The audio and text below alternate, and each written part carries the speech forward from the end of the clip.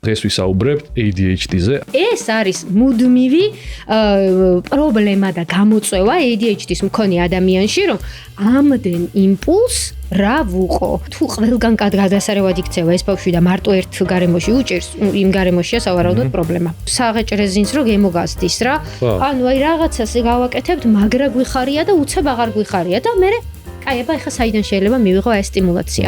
კარგად გამოიკითხეთ.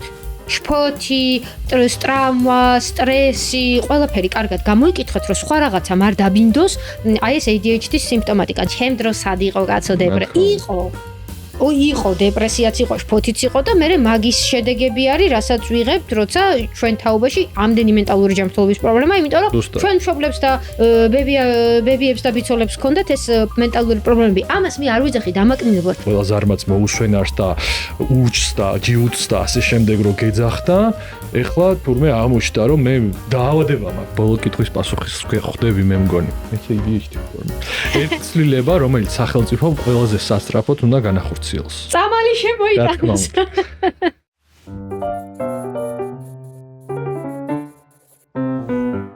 მოგესალმებით, თქვენ უსმენთ და უყურებთ ჯანსაღი დიალოგის მორიგი ეპიზოდის ჩაწერას, ტრადიციულად პოდკასტ არეადან და დღეს ვისაუბრებთ ADHD-ზე, ანუ ყურადღების დეფიციტისა და ჰიპერაქტიურობის სინდრომზე, თემაზე, რომლის გარშემოც საზოგადოებაში, მათ შორის სამედიცინო და აკადემიურ საზოგადოებაშიც ჯერ კიდევ ბევრი მითი, სტიგმა და ორაზროვნება არსებობს. ხშირად ADHD-ს მხოლოდ მოუსვენრობასთან, სიძარმაცესთან ან ნებისყოფის ნაკლებობასთან აიგივებენ, მაგრამ რეალურად ეს ბევრად უფრო კომპლექსური მდგომარეობაა, რომელიც შეიძლება ეხებოდეს ყურადღების მართვას, იმპულსურობას, ემოციურ რეგულაციას, მეხსიერებას, ძილს, სწავლას და მათ შორის ყოველდღიურ ურთიერთობებსაც. დღეს შევეცდებით გავიგოთ, როგორ გამოიყურება ADHD ბავშვებსა და ზრდასრულებში, ასევე როგორ ამოვიცნოთ მისი ნიშნები, რა არის მითი და რა მტკიცებულებებზე დაფუძნებული ცოდნა და რა მდგომარეობა ამ ხრივ ზოგადად საქართველოში. ჩვენი სტუმარი გახლავთ ანა მახარაშვილი, კლინიკური ფსიქოთერაპევტი და ორგანიზაცია ADHD Georgia-ს დამფუძნებელი. ცხადი ამ ორგანიზაციის შესახებ ინფორმაციას დავურთავთ ამ ეპიზოდის აღწერაში. შეგახსენებთ, რომ ჩვენი პოდკასტი არის საქართველოს საზოგადოებრივი ჯანმრთელობისა და კეთილდღეობის ასოციაციის პროექტი. ანა, მოგესალმები კიდევ ერთხელ და პატივია ჩემთვის თქვენი მასპინძლობა. გამარჯობა, ძალიან მიხარია აქ რო ვარ და მიხარია რომ ამ პრობლემას უთმობთ თქვენს დროს. დიდი მადლობა კიდევ ერთხელ. მოდი დავიწყოთ განმარტებით იმისა, თუ რას ნიშნავს ADHD სინამდვილეში, იმიტომ რომ პარადიგმა ADHD-სთან მიმართებაში იცვლებოდა, ადრე ADD ერქვა, ანუ დროთა განმავლობაში დამოკიდებულებები და აღწერილობა ამ დაავადების შეიცვალა. დღეს ფსიქოლოგი, ფსიქოთერაპევტი, ანუ ფსიქიატრი, ანუ რას ვეძახით ADHD-ს, როგორც მდგომარეობას. კი ბატონო, ანუ ADHD თქვენ როგორც თქვით, არის ყურადღების დეფიციტის ან და ჰიპერაქტიურობის სინდრომი, რაც ნიშნავს იმას, რომ ეს ან და ნაწილი ძალიან მნიშვნელოვანია, შეიძლება საერთოდ არ ქონდეს ადამიანს ჰიპერაქტიურობა.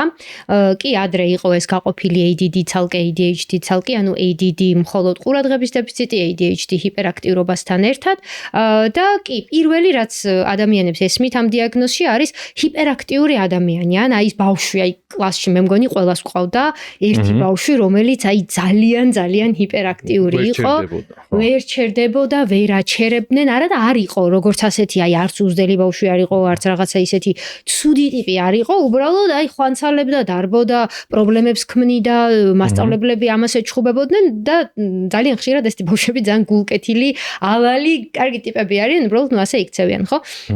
მაგრამ სინამდვილეში ამის იქით სხვანაირი ADHD-ც არსებობს, მაგალითად ძალიან წყნარი გოგოები. რომლებიც ფანჯარაში იყურებიან და რაღაცა ღრუბლებში დაფრინავენ და რომელსაც სულ ავიწყდებათ რაღაცეები.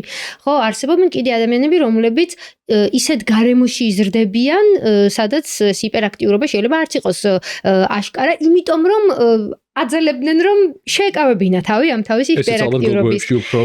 უფრო ხშირი არის რა თქმა უნდა გოგოებში და ნუ ამაზე კულტურაშიც და აი სხვადასხვა დროებში ხა მაგალითად 90-იანებში გაზრდილი ბავშვები ADHD-ის დიაგნოზით ცოტა სხვანაირები არიან, ეხლა შეიძლება ცოტა უფრო ესეთი gentle parenting რადგან არის შემოსული, შეიძლება უფრო სხვანაირად იყოს. მოკლედ თქვენ კითხვას რო არ გადაუხვიო ძალიან ესეთი ოფიციალური დეფინიცია, სამეცნიერო სამედიცინო დეფინიცია არის ეს ყურადღების დეფიციტის ან და ჰიპერაქტიურობის სინდრომი.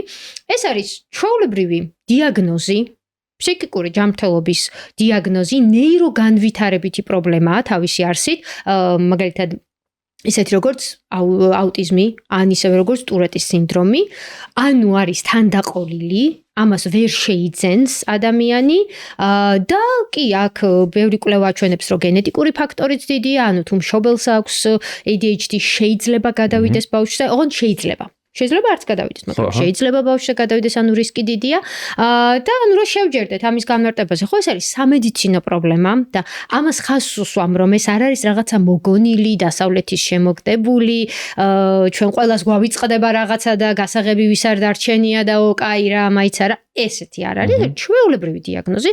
როგორც დეპრესიის დიაგნოზი, როგორც შიზოფრენიის დიაგნოზი, ეხლა მე მწვავებზე გადავედი, მაგრამ იმიტომ რომ ამას უფრო ხალხი იგებს, როგორც აი, ხო, შიზოფრენია ნამდვილად დიაგნოზია, ზუსტად იგივენაირად ADHD ნამდვილად დიაგნოზია და როგორც შიზოფრენია უქმნის ადამიანს პრობლემას ფუნქციონირებაში და ამას სჭირდება მკურნალობა და ნამკურნალები ადამიანი შიზოფრენიის დიაგნოზით აბსოლუტურად სრულფასოვნად შეიძლება ცხოვრობდეს და ჩვენ ამას ხშირად ვხედავთ ცივილურ ქვეყნებში, როგორ კარგად არის მართული შიზოფრენიის დიაგნოზი, იგივენაირად ADHD-ს მქონე ადამიანები ნამდვილად მათ ექმნებათ პრობლემა ფუნქციონირებაში და მათ ნამდვილად სჭირდებათ დიაგნოსტირება და მკურნალობა და მკაცრი ხელი და მკაცრი დისციპლინა ასეთ ბავშვებს ხო არა მხოლოდ არ ეხმარება, პირიქით აუარესებს ნამდვილად აუარესებს. კეთილია, თქვენ ახსენეთ, რომ ამ მდგომარეობას შეიძლება სხვადასხვა გამოვლინება ქონდეს და ეს სხვადასხვა გამოვლინება პრინციპში ასახული არის იმ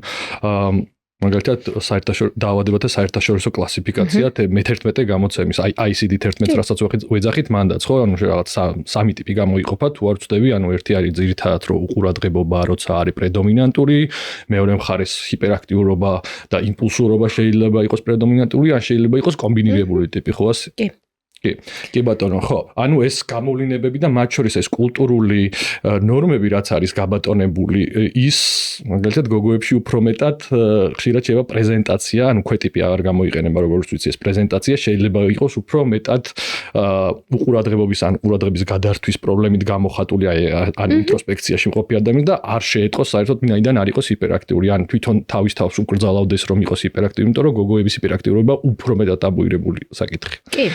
ერთი ნაბიჯით წინ რო გადავინაცვლოთ, აი ჩვენ გავიხსენეთ, რომ კლასში ყველას ყავდა ბავშვი, რომელიც ვერ ჩერდებოდა, შეიძლება არც უჯდებოდა და არც არაფერს დიდად არ აშავებდა, მაგრამ ნუ ერთ ადგილას ვერ ჩერდებოდა. აი ეს აი თუნდაც მშობლებს რომ მიუმართოთ ეხლა, რომ აი და აუხსნათ, როგორ სად იყოფა, სად არის ზღვარი მოუსვენარ ბავშვს და ADHD-ს შორის, ანუ ეს ზღვარი სად გადის, ანუ როგორ რა შემთხვევაში მომთ, რომ ადამიანს აქვს დიაგნოზი ADHD და რა შემთხვევაში უბრალოდ ცელქი ან მოუსვენარი. კი, ძალიან მომწონს ეს კითხვა, იმიტომ რომ ძალიან ხშირად ჩემი ახლობლებიც, მეგობრებიც საკუთარ შვილებზე მეკითხებიან, რომ აი რო უყურებ ხა ამას აქ ADHD თუ არა აქვს და ძალიან ხშირად ჩემი პასუხი არის, რომ არა, უბრალოდ ბავშვია და ხვანცალებს და კი, ბავშვი უნდა ხვანცალებდეს. მოდი დავიწყოთ იქიდან, რომ ზოგადად ადამიანებს ისედაც გვაქვს ვიწრო ყურადღება. მით უმეტეს დღეს, როდესაც გვაქვს რაღაც 30 წამიანი ვიდეოები ყველგან, rilsები, რა ვიცი, ხო ეს Instagram-ზე, TikTok-ზე, ანუ ჩვენი ყურადღება უკვე არის შევიწროებული. მოდი ასე ვთქვათ. ამიტომ ის ადამიანები, რომლებიც წუწუნებენ, რომ ასე კაცო ყველას გჭირს ADHD და ახლა მეც მიჭირს კონცენტრირება, კი, ნამდვილად შეიძლება ზოგადად ჩვენ ადამიანებს გვაქვს შემცირებული კონცენტრაცია, იმიტომ რომ ყველაფერი ჩვენს გარშემო არის ძალიან სწრაფი. აი მაგალითად, ახლა ცოტა გადავუხვევ ტოპიკს ჩვენს იმას თემას კი აი ფილმები ძალიან ძველი ფილმები თუ გაქვთ ნანახი ძალიან გრძელია ანუ და რაღაცა ერთი სცენა მიმდინარეობს დიდხანს და ტემპი არის ნელი ახალი ამბების ტემპიც არის ნელი ძველი რეკლამები იყო დიდი და ეხლა რო ჩავთოთ ტელევიზორი ყველაფერი არის ძალიან სწრაფი აი ახალი ამბებიც ხო ხა ინგა გრიგოლიას მისალმება ხო გვახსოვს ყველას არა რომ აი და მე გამარჯობა მე ვარ ინგა ანუ პირიქით, კარგი გაგებით ვიძახი, რომ ძალიან დიდ პატივს ვცემ ინგა გრიგოლიას და მომწონდა ყოველთვის მისი გადაცემები, იმიტომ რომ მე თვითონ ADHD მაქვს და მისი ტემპი ჩემთვის იყო ძალიან მისაღები. ეხლა რა შუაშია ეს თქვენ კითხვასთან? თქვენ კითხვასთან იმ შუაშია, რომ ადამიანებს ზოგადად გვაქვს ვიწრო ფოკუსი, მით უმეტეს იმ საკითხებში, რაც არ გვაინტერესებს და პირველ კლასელს ნამდვილად არ აინტერესებს სკოლა, იმიტომ კი არა, რომ ცუდი ბავშვია, უბრალოდ იმიტომ, რომ ის მთელი მისი არსებული ცხოვრება აქამდე თამაშობდა და უცებ დასვეს სკოლაში მერხებთან და უთხრეს, რომ აი ამ სკამზე უნდა იჯდა 45-50 წუთი, ეგ ისედაც აწუხებს ადამიანს. ამას დავუმატოთ ის, რომ ანუ ბავშვები ზოგადად სხვადასხვა ტემპერამენტის, სხვადასხვა ხასიათის არიან და ზოგს მეტი აქვს ეს ყურადღება, ზოგს ნაკლები აქვს, ნორმის ფარგლებში გულისხმობ, ვისაც არ აქვს ADHD, რა თქმა უნდა, ბუნებრივია, რომ ბავშვი ხვანცალებს. აბა მაშინ როგორ უნდა გავმიჯნოთ? ეს ბავშვი, რომელიც ნორმალურად მისი ასაკის შესაფერისად ხვანცალებს, მაინც მეტნაკლებად ემორჩილება იმ რაღაცა სოციუმის წესებს, რასაც უყალიბებენ. ამიტომ ხშირად რო გვეკითხებიან, როდის უნდა დავსვათ დიაგნოზი ADHD-ის, ხო? რეკომენდაცია არის, რომ ბავშვმა მინიმუმ 6 თვე მაინც იაროს სკოლაში, აი ერთ სემესტრს, რასაც ვეძახით, ხო? ცოტა ადაპტირდეს, ცოტა შეეჩვიოს, დაამუღამოს, რომ მე ახლა აქ უნდა ვიჯდე ეს 45 წუთი და თუ არ ვიჯდები, შენიშვნას მომცემენ, ხოლო თუ ვიჯდები ვარსკვლავს ჩამიკრავენ, ხო? ჩვეულებრივად ჩვენ ხო ცხოველები ვართ, წვრთნი იმ ბავშვს, რომ ეს არის რაც მისი მიმართ არის მოლოდინი და ნეიროტიპური ბავშვი ამას მეტნაკლებად სწავლობს. იგივე სახლში ხო რო ვეუბნებით რომ იცი რა არის ახლა პატარა ბავშვი რომელიც ჭამს დაუშვათ 1 წლის ბავშვი ყველგან ყრის საჭმელს ხო და ეგ ნორმალურია. იგივე ისვრის რაღაცებს აქეთ-იქით ეგ ნორმალურია, მაგრამ ნელ-ნელა რო იზრდება, რომ ვასწავლით, რომ აი მაგიდასთან ასე ვსხედვართ, არ ვისვრით საჭმელებს, ხო? რაღაცა თეფშზე ვჭამთ, ხო? ნეიროტიპური ბავშვი ამას ბევრად უფრო ადვილად სწავლობს და ბევრად უფრო ადვილად ერგება იმ სოციუმს, რაშიც ის ბავშვი არის. იქნება ეს მაგალითად ეკლესიაში რომ უნდა იჯდეს ბავშვი ან იდგეს წყნარად, ამასაც ნელ-ნელა ეჩვევა და სწავლობს. რაღაცა წრეზე რომ მასწავლებელს უნდა მოусმინოს, ნელ-ნელა სწავლობს. ADHD-ის მქონე ბავშვს ეს ძალიან უჭირს. ADHD-ით ცხადი არის სპექტრი. ზოგ ბავშვს ნაკლებ უჭირს, ზოგ ბავშვს მეტად უჭირს. ზოგი ბავშვი უფრო მძიმეა, ზოგი ბავშვი უფრო მსუბუქია ADHD-ის დიაგნოზის კუთხით, მაგრამ რაც არ უნდა ვთქვათ, მსუბუქ ADHD-ის მქონე ბავშვსაც უჭირს ადაპტირდეს იმ რაღაც ლოგიკურ დროში, იმ სიტუაციაში, რაშიც ჩვენ ამ ბავშვს ვსვამთ და ეს არის ძალიან აშკარა. განგრძობითად და თითქმის არაფერი მუშაობს ამ ბავშვზე, იმიტომ რომ ეს არ არის მისი ურჩობა, ეს არის დიაგნოზი. არ მუშაობს რას გულისხმობ, რომ ნეიროტიპურ ბავშვს რო ეტყვი, რომ აი შენ თუ იჯდები აქ 30 წუთი, აი წეღარა თქვი ჩაგიკრავ ვარსკვლავს, ან შენ რო ესე იზავ, ხო, აი ყოჩაღან, აი გიჭირს ჯდომა, კარგი, მოდი აბა დახატე ცოტა ხანი, ხო? ის რაღაცა მეთოდები, რაც დაწყებითი სკოლის მასწავლებლებს აქვთ, ხო, ნასწავლი და იციან როგორ უნდა ასწავლონ ამ პაწაწინა ბავშვებს აი ეს რაღაცა ჩარჩოები, რომლებშიც ჩვენ მას ვსვავთ. ნეიროტიპური ბავშვი ამას ნელ-ნელა სწავლობს და აი როგორც ძალიან კარგი გაგებით ვიძახი, როგორც ძაღლს წვრთნით, რომ აი რო დაჯდები, მოგცემ პატარა თრიც, ხო, და ის სწავლობს ის ძაღლი რო ეს უნდა გააკეთოს, ეს მას გამოსდის ატომად. ADHD-ის მქონე ბავშვში ეს პატერნები ტვინში ძალიან ძნელად დასწავლადია, იმიტომ რომ აი ეს ძაღლის მაგალითი რომ მოვიყვანე, ეს თრითი თუ სნექი თუ რასაც ვაძლევთ, ხო, არის ჯილდო, იმ კარგი საქციელის, ხო? და ADHD-ის მქონე ადამიანს ცოტა სხვანაირად აქვს ეს ჯილდო reward სისტემა, რასაც ქვია, ეს ჯილდო სისტემა ტვინში გვაქვს სხვანაირად მოწყობილი, გვაქვს, იმიტომ ვიძახი რომ მეც მაქვს ADHD.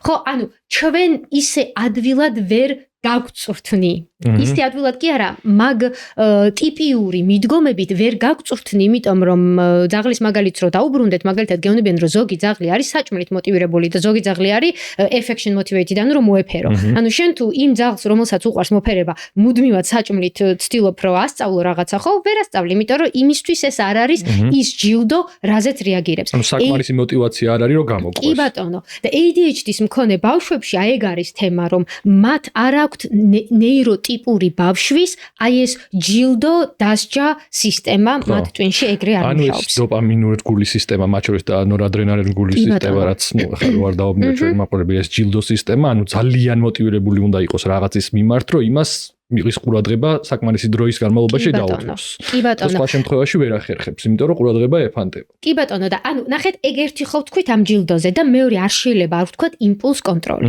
ნახეთ ჩვენს გარშემო ყველგან არის იმპულსები. ეს იმპულსი შეიძლება იყოს ნებისმიერი შეგრძნება, რაც ადამიანს გვაქვს. ეს იქნება მხედველობა, სმენა, ყნოსვა, შეხება თუ რა, ხო? ჩვენ ეს იმპულსები მუდმივად შეგვდის ტვინში, ტვინის ქერქში და ტვინის ქერქი გადაწყვეტს ამ იმპულსებიდან რაზე უნდა რეაგირებდეს და რაზე არა. გარე იმპულსების გარდა ჩვენ გვაქვს შინაგანი იმპულსები, გვაქვს შიმშილი, წყურვილი, სურვილები, ფიქრი, იდეები. იდეები არის ძალიან დიდი იმპულსი. აი ახლა მე თქვენ გესაუბრებით, მაგრამ აი უცებ რომ ძალიან მომინდეს, რომ აი წავიდე და რა ვიცი, აი ველოსიპედით ვიკატაო. და აი ეს სურვილი ჩემთვის იყოს იმდენად დიდი, რომ საერთოდ ვეღარ ვფოკუსირდე იმაზე, რასაც თქვენ მესაუბრებით. ანუ იმ ჩემმა იდეამ, იმ ჩემმა სურვილმა, იმ ჩემმა იმპულსმა მოიცვას მთლიანად ჩემი კოგნიტური ფუნქცია, ახლა ანუ ჩემი ფოკუსი და გავიყინო. და ეხლა სიმართლე რომ გითხრათ, აი ამ ფიქრს რო წავყევი, ჩემს საკუთარ ფიქრს, აი იმ ველოსიპედის გადაღებას, აი ცოტა დავიმოსქენი რომ მოიწევთ კაცო რაზე ლაპარაკობდი, დაბრუნდი ისევ. ანუ ეს არის მუდმივი პრობლემა და გამოწვევა ADHD-ს მქონე ადამიანში, რომ ამდენ იმპულს რა ვუყო და როგორ მიჭირს ამ იმპულსების მართვა, რომ გავაკეთო ის, რაც ამ სიტუაციაში მევალება, რომ აქ უნდა ვიჯდე და მე თქვენ გესაუბროთ და ახლა არ უნდა ვფიქრობდე, როგორ კარგი იქნებოდა ლისის ტბის გარშემო ველოსიპედის სიარული და ასევე, ანუ ეს ერთი მხარე და მეორე მხარე ის, რომ ისიც უნდა მივხვდე, რომ ჯილდო ჩემი ცოტა სხვანაირად მუშაობს და მე თვითონვე უნდა მე ვისწავლო რა მუშაობს ჩემზე. უბრალოდ ამ ყველაფერს რო ვთხოვთ 6 წლის ბავშვს, ვიღებთ იმას, რომ 6 წლის ბავშვს მე ვაჯერებთ, რომ არის ძალიან ურჩი, ძალიან უზრდელი, ძალიან უპასუხისმგებლო, ცელქი და მოუსვენარი და რა ვიცი. ანუ გარე გამღიზიანებლების მიმართ გრძნობელობა ასეთ ადამიანებში ბევრად უფრო მაღალია და ასევე ფიქრი, რომელიც შენ თავში ხანდახან შეიძლება შემოვიდეს, იმ ფიქრზე გაყოლად ბევრად ადვილად ხდება ესეთ ანუ იმ ადამიანებში, ვისაც აქვს ADHD, ხო სწორად მივხვდი. კი ბატონო. და აქვე ესე ერთიც რო ვთქვათ, ანუ ეს ქცევითი მახასიათებლები უნდა ვრცელდებოდეს ყველა გარემოში. ანუ სიტყვაზე თუ ბავშვი მხოლოდ სკოლაში იქცევა ასე და ეზოში, ოჯახში სტუმრად არ არის ჰიპერაქტიული, ანუ ყურადღების შეკავებაც ჩვეულებრივად შეუძლია და ინსტრუქციებს დაყოლიებას ჩვეულებრივად შეიძლება დაიყოლიო. ეს ნიშნავს, რომ სკოლაში შეიძლება იყოს რაღაც პრობლემა და არა ბავშვი, ხო ასე? ნამდვილად. როგორ კარგად მომზადებული ხართ ჩვენ პოდკასტისთვის და ჩვენი თემისთვის, ხო? იმიტომ რომ აი ძალიან სწორ აქცენტებს აკეთებთ.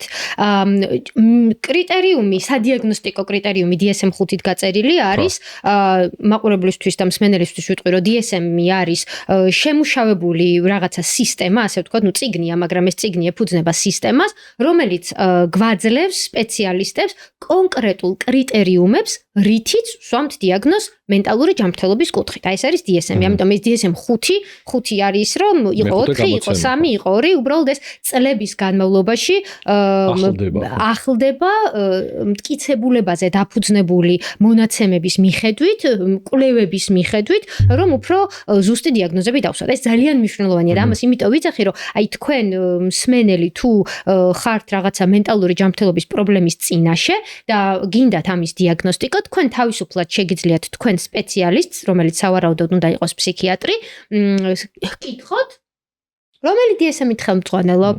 აი შეგიძლიათ მითხრათ DSM-ის რომელი კრიტერიუმები დავაკმაყოფილე, რადგან მისვამთ ამ დიაგნოზს, თქვენ ამის უფლება გაქვთ და უფრო ICD-ის სიტყვა. ICD. უბრალოდ DSM-ი ICD-ის ეყრდნობა მაინც და ხო, ანუ კი და სწორი შენიშვნა თქვით, რომ აი თუ DSM-ი არა, აბა მაშინ რომელ ინსტრუმენტს იყენებთ ჩემი დიაგნოსტიკისთვის? ხო, მოკლედ კითხვა რა იყო? კითხვა იყო, რომ ყველა გარემოში ასე უნდა იქცეოდეს ბავშვი, რომ ჩვენ ჩავთვალოთ, რომ ეს ADHD. კი ბატონო, აი DSM-5-ის კრიტერიუმი არის 2 გარემო მინიმუმ რა. ზუსტად იმიტომ, რომ თუ ყველგან გადასარევად იქცევა ეს ბავშვი და მარტო ერთ გარემოში უჭირს, იმ გარემოშია სავარაუდოდ პრობლემა. და იმ გარემოში რაღაცა არის, რასაც უნდა მივაქციოთ ყურადღება, მაგრამ ხო, მინიმუმ 2 გარემო უნდა გქონდეს და ამიტომ არის ზოგადად ეს დიაგნოზი უფრო კარგი, როცა სკოლის ასაკის ბავშვებს უკეთებთ დიაგნოსტირებას. თუ სკოლამდელი ასაკის ბავშვის სიმპტომები ისეთი რთული არ არის, რომ უკვე მის უსაფრთხოებას შეიძლება კითხვის ნიშნის ქვეშ აყენებდეს, აი რას გულისხმობ, მე მაგალითად მქონდა შემთხვევა, როცა აი ბავშვი გარბოდა ხოლმე რაღაც სიტუაციებში, ქუჩაში, სახლიდან, ისე რომ შეიძლება და მაგალითად მანქანა დაჯახებოდა, უკვე შეიძლება აივანზე ისე მოქცეულიყო, რომ გადავარდნილიყო დანებთან, სამზარო, ანუ ბავშვის უსაფრთხოება უკვე რისკის ქვეშ იყო და ამ შემთხვევაში საჭირო იყო დიაგნოსტირება სკოლამდე ასაკის ბავშვის და ნუ აქ რა თქმა უნდა ფსიქიატრის ჩართულობით, ბავშვთა ფსიქოლოგის, ნეიროფსიქოლოგის ჩართულობით მოხდა დიაგნოზის დასმა და მან რა თქმა უნდა უბრალოდ ყოველთვის ვიძახით რომ დავაკვირდეთ, ცხადია სკოლის პერიოდშიც გადამოწმდეს, მაგრამ რას ვიძახი რომ ძირითად ვარიანტში დიაგნოსტირება მაინც უფრო კარგია რომ მოხდეს, როცა ბავშვი უკვე სკოლაში მივა და სექტემბერში არა, იმიტომ რომ სექტემბერში ყველა ბავშვი ჭედავს სკოლაში, იმიტომ რომ კიდევ ერთხელ ვიძახი, იმ ბავშვის არსებობის მთელი 6 წელი ცხოვრობდა ასე. ამოყირავდა ეხლა და უთხროს რომ უნდა დააჯდე ვიღაცა 20 ბავშვთან ერთად, რომლებსაც არ იცნობ, იმ ყველა ბავშვს თავის გასჭირვებია, ყველა ზუის, ყველა ტირის, რაღაცა ხდება, რაღაც მასწავლებლებს უნდა უსმინო, ანუ მერხი, სკამი, ესეჯდომა, რაღაცა მისთვის არის გამოწვევა. ვაცადოთ, ინტეგრირდეს, ადაპტირდეს, გავიდეს 5-6 თვე, თუნდაც 7 თვე და მერე უკვე უნდა შევაფასოთ ეს ბავშვი. კი ბატონო, და ამ შემთხვევაში ჩვენ ვლაპარაკობთ ADHD-ზე, ხო? როდესაც ეს ჰიპერაქტიულობაც გამოხატულია. აი ეს ნიშნები როგორ უნდა ამოიცნოს მშობელმა ბავშვი, რომელსაც აი გოგოები ვახსენეთ, ხო, რომელსაც ჰიპერაქტიურობის კომპონენტი ნაკლებად აქვს გამოხატული, ანუ რომელსაც უფრო მეტად ყურადღების დეფიციტი არის პრედომინანტური, ასეთ შემთხვევებში ვსაუბრობ, ან როდესაც ხო, რაღაცა დაწყება რაღაცის უჭირს, იმპულსის კონტროლი, ასე შემდეგ. აი ეს როგორ უნდა ამოვიცნოთ, როდესაც ჰიპერაქტიურობა არ არის პრედომინანტური მახასიათებელი. აქ როგორ ხდება? კი ბატონო. მშობლის მიერ როგორ შეიძლება დაჭერა იმისი, რომ ბავშვს აქვს პრობლემა? ერთი რაც შემიძლია ვთქვა არის ის, რომ ბავშვი, რომელიც არის ზრდილობიანი, წესიერი, აქვს ქცევით იმის გამოვლინება, რომ უნდა რომ მშობელი რასაც ეუბნება გააკეთოს და ესეთი კაი გოგო იყოს, წესიერი გოგო იყოს, ყოჩაღი, ხო? მაგრამ ეუბნები რაღაცას და არ აკეთებს. ანუ ეუბნები, რომ აი რა ვიცი, ეს სათამაშოები ჩაალაგე. მოხვალ, ბავშვს ის რაღაც ხატავს. ეუბნები, ხო გითხარი რომ ჩაალაგე სათამაშოები? უი. კაი. კარგავს ყველაფერს. კურტკა სად არის? არ ვიცი. ეს სათამაშო რომ მოგეძი სად არის? რა სათამაშო? ამ დროს ბევრი დედა გაბრაზდება. მამაც, მშობელი, ბებია, ბაბუა. რომ ანუ ხო გითხარი რას ქვია სათამაშო სად არის, რას ქვია კურტკა სად არის, ხო? ეუბნები ძალიან რაღაცა მარტივ ორ საფეხურიან დავალებებს. შედი საპირფარეშოში, დაივარცხნეთ მამ და გამოიხეხე კბილები. ეს ბავშვი საპირფარეშოში ზის და რა ვიცი, რაღაც აკეთებს რა. ანუ ესეთი ბავშვის მშობლები ხშირად მოდიან გაოგნებულები, რომ მე მგონია რომ ამ ბავშვს რაღაცა სჭირს, იმიტომ რომ ველაპარაკები და არ მისმენს. სადღაც სხვაგან არის, გაფანტულია. აი რაღაცა მულტფილმს უყურებს და ნუ ვერ უყურებს ბოლომდე. აი დაიწყო ყურება, აღარ მოსწონს. მოდი ახლა სხვა რამე გავაკეთოთ, გეუბნება. არ არის ჰიპერაქტიული, არ ხმანცალებს, მაგრამ ვერ უყურებს ამას რა. წიგნს უკითხავს, ზღაპარს უკითხავ. აი ორი გვერდის მერე უკვე ხედავ რომ ეს ბავშვი სხვა რაღაცით თამაშობს იქ. ანუ მიხვდით რას ვიძახი? ანუ ნახეთ, კიდევ ერთხელ ვამბობ, ყველა ბავშვს ქონია ის შემთხვევა, რომ რასაც ეუბნები ავიწყდება. ყველა ბავშვს ქონია ის შემთხვევა, რომ რაღაცა მულტფილმს რასაც ჩაურთავ, არ მოსწონს. ესენი არ არის ყველა ADHD-ის მქონე ბავშვები, მაგრამ თუ სისტემატიურად დილიდან დაღამებამდე ყოველ დღე მინიმუმ 6 თვე ჩვენ ვხედავთ, რომ ეს ჩვენი კარგი ბავშვი, რომელიც ვიცით, რომ არ არის ურჩი, არ ცდილობს, რომ რაღაცა ავტორიტეტის წინააღმდეგ გაილაშქროს, არაფერი მსგავსი რაღაცა რებელა ტიპი არ არის, ანუ გულწრფელად ავიწყდება რა, ყველაფერი, რასაც ვეუბნები, ძირითად ვარიანტში. ამ დროს კი შეფასება. ბატონო, ამ დროს კარგი იქნება შეფასება და ოღონდ აქაც ერთი რა თქმა უნდა ყველა სპეციალისტი კითხავს, რომ რამე ხო არ მოხდა. აი მაგალითად მშობლებმა განქორწინება გააკეთეს, შეიძლება მივიღოთ ეს და სულაც არ იყოს ADHD. ბავშვს მოუკვდა ძაღლი. და მე ითიშება რა, ანუ აფერს აღარ გისმენს. არ არის ADHD. ტრაუმული გამოცდილების სიმპტომები. ხო, რა თქმა უნდა, ახლა თუ ძალიან ისე ვიზავთ, გავაბნელებთ, შეიძლება იყოს ძალადობა. ხო. ძალადობა იყოს რაღაცა ბულინგი იყოს, რაღაც თემები იყოს რა, მაგრამ სამწუხაროდ ესეთი ბავშვები ძალადობის ხვეპლები არ ხვდებიან ხოლმე სისტემაში, რომ მე შენ ამის დიაგნოსტიკა შეძლო რა. შენამდე არც მოა ის ბავშვები, რომელიც ბავშვი ძალადობს, ის არ მოიყვანს. აი მასწავლებლები არიან მაშინ ჩვენი აი ეს პირველი ხაზი ჯარისკაცები ამ შემთხვევაში, რომლებმაც არიან ანუ რამდენად აი ეგ იქნებოდა ალბათ ჩემ კონტექსტიდან გამომდინარე ჩემი შემდეგი შეკითხვა, იმიტომ რომ ეხლა ჩემ ბავშვობაში მასწავლებლის მიდგომა ძირითადად იყო განსჯა და დასჯა. და ეხლა არ ვიცი, ეხლა წლები გავიდა, მე არ მაქვს ამ თემის პულსზე ხელი არ მიდევს რა, ანუ ეს კუთხეში დაყენება, თმების მოკაჭვა, კი რაღაც სკოლებში დარწმუნებული ვარ, ну მეტად ალბათ კერძო სკოლებში შეიძლება უფრო ზრუნავდეს ეს კერძო სკოლა იმაზე, რომ განჯის და დასჯის მაგივრად რაღაცა ფსიქოლოგის ჩართულობა, რაღაცის ამოწმება, დახმარება, ეს ინკლუზიურობა რასაც მოიცავს, ხო? ეს იყოს რაღაცა გამოკვეთილი, მაგრამ ზოგადი ფონი როგორი არის მაინც აი მასწავლებლების დამოკიდებულების პროგრამება ჩვენ ამაზე ვმუშაობთ ორგანიზაციაში ADHD ჯორჯიაში, იმიტომ რომ ეს ნამდვილად დიდი გამოწვევაა. ბავშვი დიდ დროს ატარებს სკოლაში. და ჩვენი პირველი, ასე ვთქვათ, მართლა როგორც წეღან თქვი, პირველი ხაზი აქ ჯარისკაცების არიან მასწავლებლები, რომლებმაც უნდა პირველი ამოიცნონ ხოლმე და გვითხრან მშობლებს და სპეციალისტებს, რომ ჰეი, ამ ბავშვს შეიძლება რაღაც სჭირდებოდეს დახმარება და მეორე რომ გავიგებთ უკვე რომ ამ ბავშვს ნამდვილად სჭირს, მათ ჰქონდეთ იმის მზაობა, რომ კაი, გავიგე რომ ADHD სჭირს, აზრზე არ არის ADHD, მაგრამ მოდი წავალ ცოტას ვისწავლი, გავიგებ ტექნიკებს მოვიძიებ და დაგეხმარებით თქვენ მშობელი რო ხარ, ფსიქიატრი რო ხარ, თერაპევტი რო ხარ, გუნდურად ვიმუშაოთ, იმიტომ რომ მეც ვარ ამ ბავშვის გუნდში ერთ-ერთი ყველაზე მნიშვნელოვანი მოთამაშე. და აი რო დაუბრუნდეთ ჩვენ წინა ნაწილს, ადრეული დიაგნოსტიკა ალბათ დანიშნულოვანია, იმიტომ რომ ამ დიაგნოზის გამოტოვება იწვევს იმას, რომ ესეთი ბავშვის სტიგმატიზება ხდება, ანუ იარლიყების მიწება, ცელხი არავის არაფერს არ უჯერებ, დაგჯის, უდასჯილი, უქნარა, ისეთი ბავშვის და სწორ დროს დასმული დიაგნოზი ალბათ ბევრად უფრო აუმჯობესებს შედეგებს გრძელვადიანად, ხო? და აქ ერთ კითხვას კიდე ჩავაკვეხებ, აქ რამდენად შესაძლებელია, რომ აი ამაზეც მინდა რა ყურადღება გავამახვილოთ, რომ აი ეს ონლაინ ტესტები რაც არსებობს რა, ანუ მაინც ხო საუკეთესო გამოსავალი სპეციალისტთან მისვლა და შეფასება არის, როდესაც აი ესეთი სიმპტომები, იმიტომ რომ ბევრი ონლაინ ტესტი შემხედრია მეც, სადაც შეიძლება უბრალოდ ადამიანმა იმდენად ისეთი რაღაცებია ჩამოწერილი, რომ შეიძლება ჩათვალო, რომ არის მართლა, ან არ არის მართლა და ან ჭარბი დიაგნოზი დასვა, ან პირიქით დიაგნოზი იყოს და არ დასვა რა, თავის მოტყუების რეჟიმში იყო, ანუ ონლაინ ტესტი რამდენად კარგი ინსტრუმენტია იმისთვის, რომ საკუთარ ბავშვს ან დასტურული შემთხვევაში თუ დიაგნოსტირება ჩაიტარო და ხო ეს არის ჩემი. კი, ძალიან კარგი კითხვა. მოდი ჯერ ამას უპასუხებ და მე მასწავლებლების თემას დავუბრუნდეთ, იმიტომ რომ ეგ ძალიან დიდი თემაა და მნიშვნელოვანია რომ ეგეც ვთქვათ.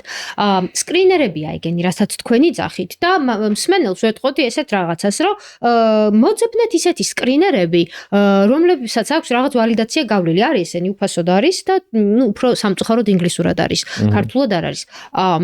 სკრინერი თუ გვაძლევს პასუხს, სკრინერი არის მხოლოდ ის, რომ შეიძლება გჭირდეს რაღაც. სხვა სკრინერებიც მასეა, ანუ ძუძუს კიბოს სკრინინგი, HPV სკრინინგი, ანუ საშულოსნოს ყელის კიბოს სკრინინგი, ხო, ყველაფერი ხო არ გვეუბნება, რომ შენ გჭირს. სკრინინგი არის ის, რომ მარტივად გავფილტროთ პოპულაციაში, საზოგადოებაში, ვის შეიძლება გქონდეს. რა თქმა უნდა, სკრინინგი მოგცემს ბევრ ცრუ დადებითს და ეგ არის მაგის მთელი აზრი, რომ უნდა მოგცეს ბევრი ცრუ დადებითი, იმიტომ რომ წახვალ უკვე მერე რო გაგიჩდება ეჭვი, მეტი ადამიანი მივიდეს, გვირჩევნია ცრუ დადებითებით მივიდნენ, რომ ეგება მერე უფრო მეტად აღმოვაჩინოთ, ხო ესენი?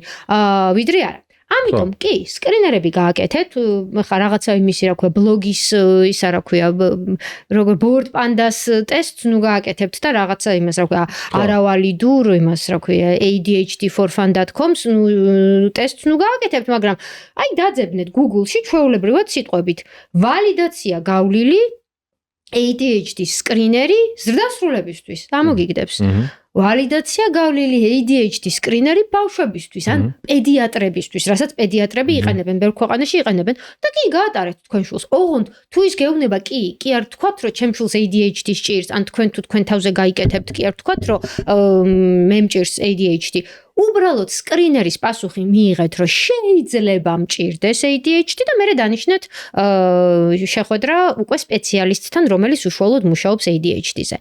აი, მასწავლებლების თემაზე დავამატებ თუ შეიძლება. ხო და ადრეულ იარლიკებზე და გამოტოვებულ დიაგნოზზე. კი, გამოტოვებულ დიაგნოზებზე. აი, მე თუ მკითხავთ, ADHD-ს მქონე ადამიანების ერთ-ერთი ყველაზე დიდი პრობლემა არის ის, რომ ამ ადამიანებს სჯერათ, რომ არიან მართლა ზარმაცები, უპასუხისმგებლოები ან ცუდები. და მე ვფიქრობ, რომ ეგ არის ყველაზე დიდი დაბრკოლება, რაც ამ ადამიანებს აქვთ. ესეთი მაგალითი მომყავს ხოლმე ჩემს კლიენტებთან. აი, მე თუ არ ვიცი მექანიკის ტარება და მომიყვანე ძალიან მაგარი Porsche და მეუბნები რომ ატარეო, მე შეიძლება ვთქვა რომ ეს მანქანა ვერ დადის. ანუ ბრაკი მანქანა მომეცით, იმიტომ რომ ვერ დადის. იმიტომ რომ მე არ ვიცი მექანიკი, რომ ქოქავ და ვაწვევი გაზს, ან ქრება, ხო, იმიტომ რომ არ ვიცი მექანიკის ტარება დავუშვათ. როგორც კი მე ვისწავლი და შევისწავლი საერთოდ ეს მანქანა როგორ მუშაობს და ჩავჯდები და ვატარებ, მივხვდები რომ ძალიან მაგარ ატარებს. ხო? ხარაშუაში ეგ ADHD-სთან. ADHD-ს მქონე ადამიანს აქვს ძალიან მაგარი ტვინი. ამას იმიტომ არ ვიცახი რომ მე თვითონაც მაქვს ADHD.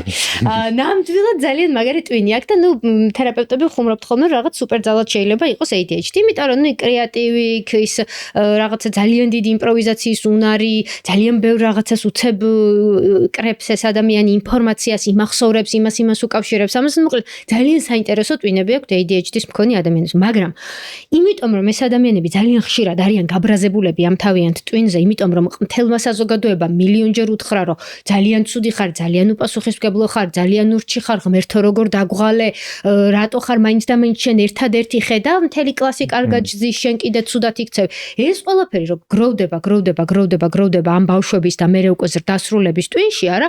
ეს ადამიანები მართლა ფიქრობენ, რომ ანუ ეს მათი Porsche არ მუშაობს რა და შეხვდათ ბანძი Porsche. და აი პრიუსის შურთ. ხო და ამ ადამიანებმა რო აღმოაჩინონ რომ სინამდვილეში ძალიან მაგარი ტვინი აქვს, უბრალოდ ცოტა სხვანაირად მუშაობს და ამას უნდა მართლა ბოდიში ამ ჟარგონისთვის ძალიან ბევრჯერ ვიყენებ დღეს, მაგრამ დამუღამება უნდა ამას და რო დაამუღამებ ძალიან მაგარი მანქანით ივლი, ხო?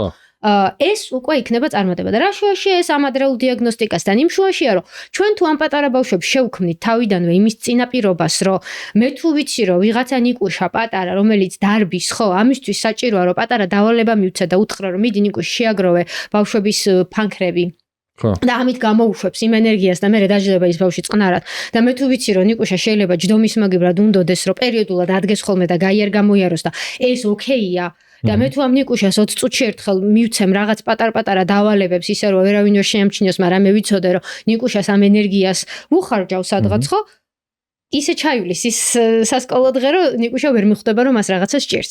მივხვდით ხო რას ვეძახი. და თან ისიც არის რომ ეს გარდა განსჯისა ზოგადად ანუ ეს იმპულს კონტროლის პრობლემები, ორგანიზებულობის პრობლემები, დავალებების შესრულებების პრობლემები, აი ეს თუ ვიღაცამ არ მართა ადრეული ასაკიდან მე როგორც ვიცი ADHD-ის მქონე ადამიანებში რისკი იმისა რომ მაგალითად ალკოჰოლის ავადმოხმარება, ნარკოტიკების ავადმოხმარება, გემბლინგი ასე შემდეგ, არასწორი გადაწყვეტილებების მიღება რომელიც მათთვის შეიძლება ცხოვრებისეულად ამღუპელი აღმოჩნდეს რისკი ძალიან იზრდება ასეთ შემთხვევაში, ხო ასე? კი, ნამდვილად. მანდ არის ორი თემა.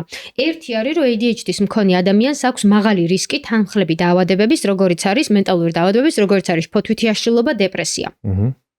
ეს გვაქვს. ისედაც გენეტიკურ დონეზე ხო? იმიტომ არა რომ აი როგორც იზრდები და რაღაც, ანუ გენეტიკურად DNM-ში გვაქვს მაღალი რისკი. ამას დაუმატე ის რომ სულ გავიწყდება ეს შენი კურტკა, გავიწყდება დავალებები, მასწავლებელს ვერ უსმენ, ყველგან გეჩხუბებიან, რა თქმა უნდა, ეგ ხო ისედაც აგიწევს აი ამ შენი შფოთვის და დეპრესიის რისკს. დაუმატე იმას რომ ADHD-ის მქონე ადამიანს აქვს იმპულსის კონტროლის პრობლემა. იმპულსის კონტროლი რა არის? ანუ ყველა ადამიანი, რომელიც ნარკოტიკულ საშუალებას გასინჯავს, ხო არ ხდება ნარკოდამოკიდებული, ეგ ხო ვიცით არა? ყველა ადამიანი, რომელიც ღვინოს დალევს, ხო არ ხდება ალკოჰოლდამოკიდებული არა? იმიტომ რომ იმან იცის იმპულს კონტროლი, ხო? იცის როგორ უნდა მოიხმაროს, ის ისე რომ იყოს რეკრეაციული მოხმარება და არა დამოკიდებულება. ADHD-ის მქონე ადამიანს, რომელსაც ისედაც აქვს შფოთი, ისედაც აქვს სტრესი, ისედაც განიცდის მის ამ მდგომარეობას, ოღონდ ვერ გაუგია რატო თუ დაუშვად არ არის დიაგნოსტირებული, ისედაც აქვს იმპულსის კონტროლი. ხო.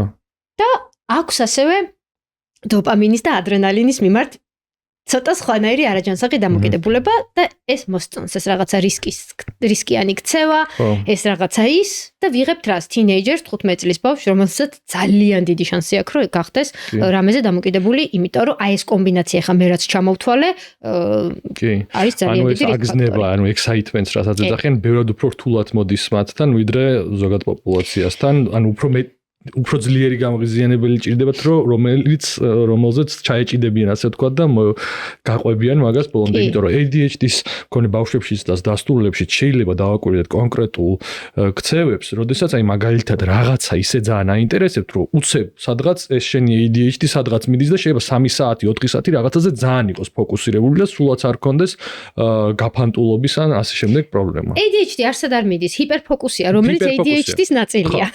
კი. თქვით. ჰიპერფოკუსი ასეთი დიდი ხნის განმავლობაში, ხო? 3 საათი კი არა, მე პირადად გამომიცდია რაღაც საიტს ვაკეთებდი და მე მგონი 8 საათი ვიჯექი და მე მივხვდი რომ რაღაც ფიზიოლოგიურად უკვე აღარ იყო კარგი წელიამტკივ და მშიოდა და მივხვდი რომ რავი ეგრე არ შეიძლებოდა რა. უბრალოდ დიდი ვარ ხა 36 წლის ასაკში, მიხვდები რომ ესეთი რაღაცა გჭირს, ჰიპერფოკუსი შეიძლება დაგემართოს და ტაიმერს ვაყენებ ხოლმე, როცა რაღაცაზე ძალიან ჩართული ვარ, რომ მიხვდე რომ უნდა ავდგე.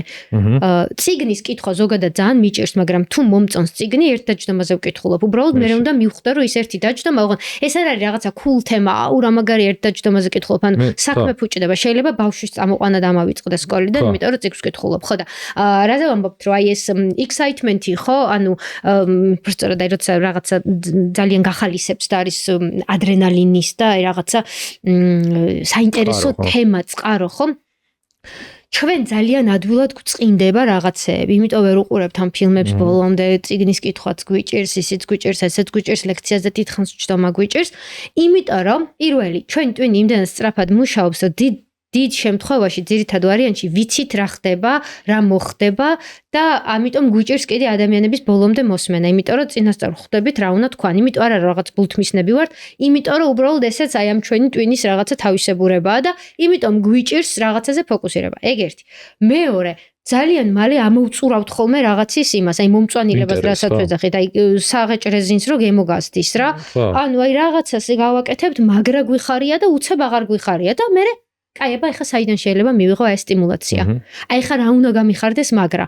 იმიტომ გვაქვს მილიონი ჰობი დაწყებული, რაღაცამდე მიყვანილი, მერე გაჩერებული, იმიტომ რომ აღარ არის უკვე საინტერესო და მერე ვეძებთ რაღაცას. და დაუბრუნდეთ ისევ იმ თემას, რომ 15 წლის ბავშვი რას ეძებს? რაღაცა რისკიან ქცევას, ხო? რომელსაც ჯერ ეს ერთი დემოგრაფიულად ყველაზე რისკიანი პოპულაცია არის სადღაც ესე აი 14-15-დან 25-მდე.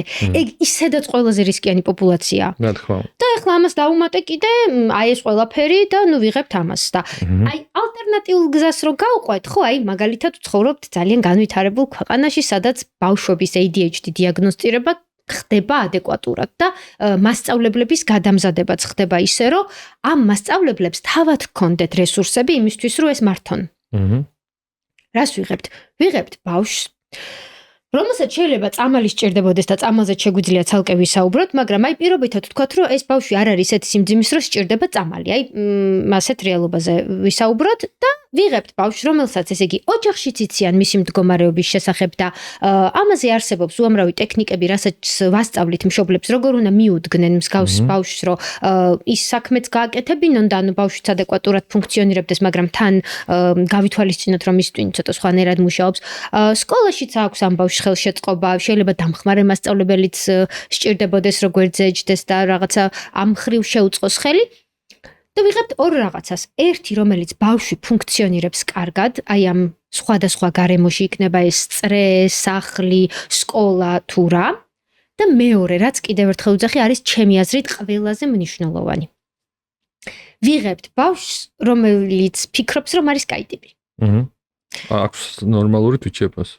კარგი თვითშეფასება, ნორმალური, ადეკვატური თვითშეფასება, ფიქრობს, რომ კაი ტიპია. ოღონდ მე არ ვთქვი, რომ ჩვენ ამ ბავშვებს არ უთხრათ, რომ ADHD აქვს. უბრალოდ ვეუბნებით, რომ შენ ტვინი ცოტა სხვანაირია, ვიღაცას მწვანე თვალები აქვს, ვიღაცას ყავისფერი, ვიღაცას ტვინი აქვს, ვიღაცას და შენ ცოტა რაღაც სხვანაირი რაღაცები სჭირდება, ისე როგორც ვიღაცას მხედველობისთვის სჭირდება სათვალე, ხო? ვიღაცას გადაადგილებისთვის სჭირდება ეტლი. შენც რაღაცა სხვანაირი დახმარება გჭირდება, მაგრამ ჩვეულებრივად შეგიძლია რომ იფუნქციონირო და ის რაც გეშლება არის დასამუღამებელი და არ გადის შენს პიროვნებაზე. მე თქმა უნდა. შენ პიროვნულად არაფერი არ გჭირს. ადამიანურად, პიროვნულად, მორალურად, ეთიკურად არაფერი არ თორე გჭირს. ეს შენ კონტროლს მიღმა. ეს შენს კონტროლს მიღმა. ანუ მან სპეციალისტები შემეკამათებიან ჩაერევა სპეციალისტი იქამდე კონტროლს მიღმა. ანუ თვითონ 6 და 7 წლის ბავშვმა ეს თავისით როგორ უნდა მართოს, ხო რო ეს. ხო. და აი იცი რა არის რომ ბევრი ადამიანი ამაზე შემეკამათება რომ იცი რა არის აი ასე უფრო გაათამამებ ამ ბავშვს და უფრო მეტი ხელის მოჭერა და ის ჭირდება. ანუ ჩვენ უნდა გვახსოვდეს ესეთი რაღაცა რომ ბავშვებს ზოგადად უნდათ რომ დაგვაკმაყოფილონ. ხო. ანუ ბავშვის ფსიქოლოგია არის ისე მოწყობილი ევოლუციურად, იმიტომ რომ ის ბავშვი უნდა გადარჩეს და ხვდება რომ შენ ხარ, უფროსი რო ხარ, მასწავლებელი ხარ თუ ვინ ხარ, ამისი მშობელი, დედა, მამა, მასწავლებელი, ბებია, ბაბუა, ხარ ამისი უსაფრთხოების წყარო. ნორმალურ სიტუაციაში. უსაფრთხოების წყარო, მითითების წყარო, გზამკვლევი, საკვების წყარო, სითბოს წყარო, კამფეტის წყარო, სათამაშოს წყარო, ვარსკვლავის ჩაკრობის წყარო. იმ ბავშვის ინტერესშია, რომ შენ უთხრა, რა კაი ბიჭი ხარ, რა კაი გოგო ხარ.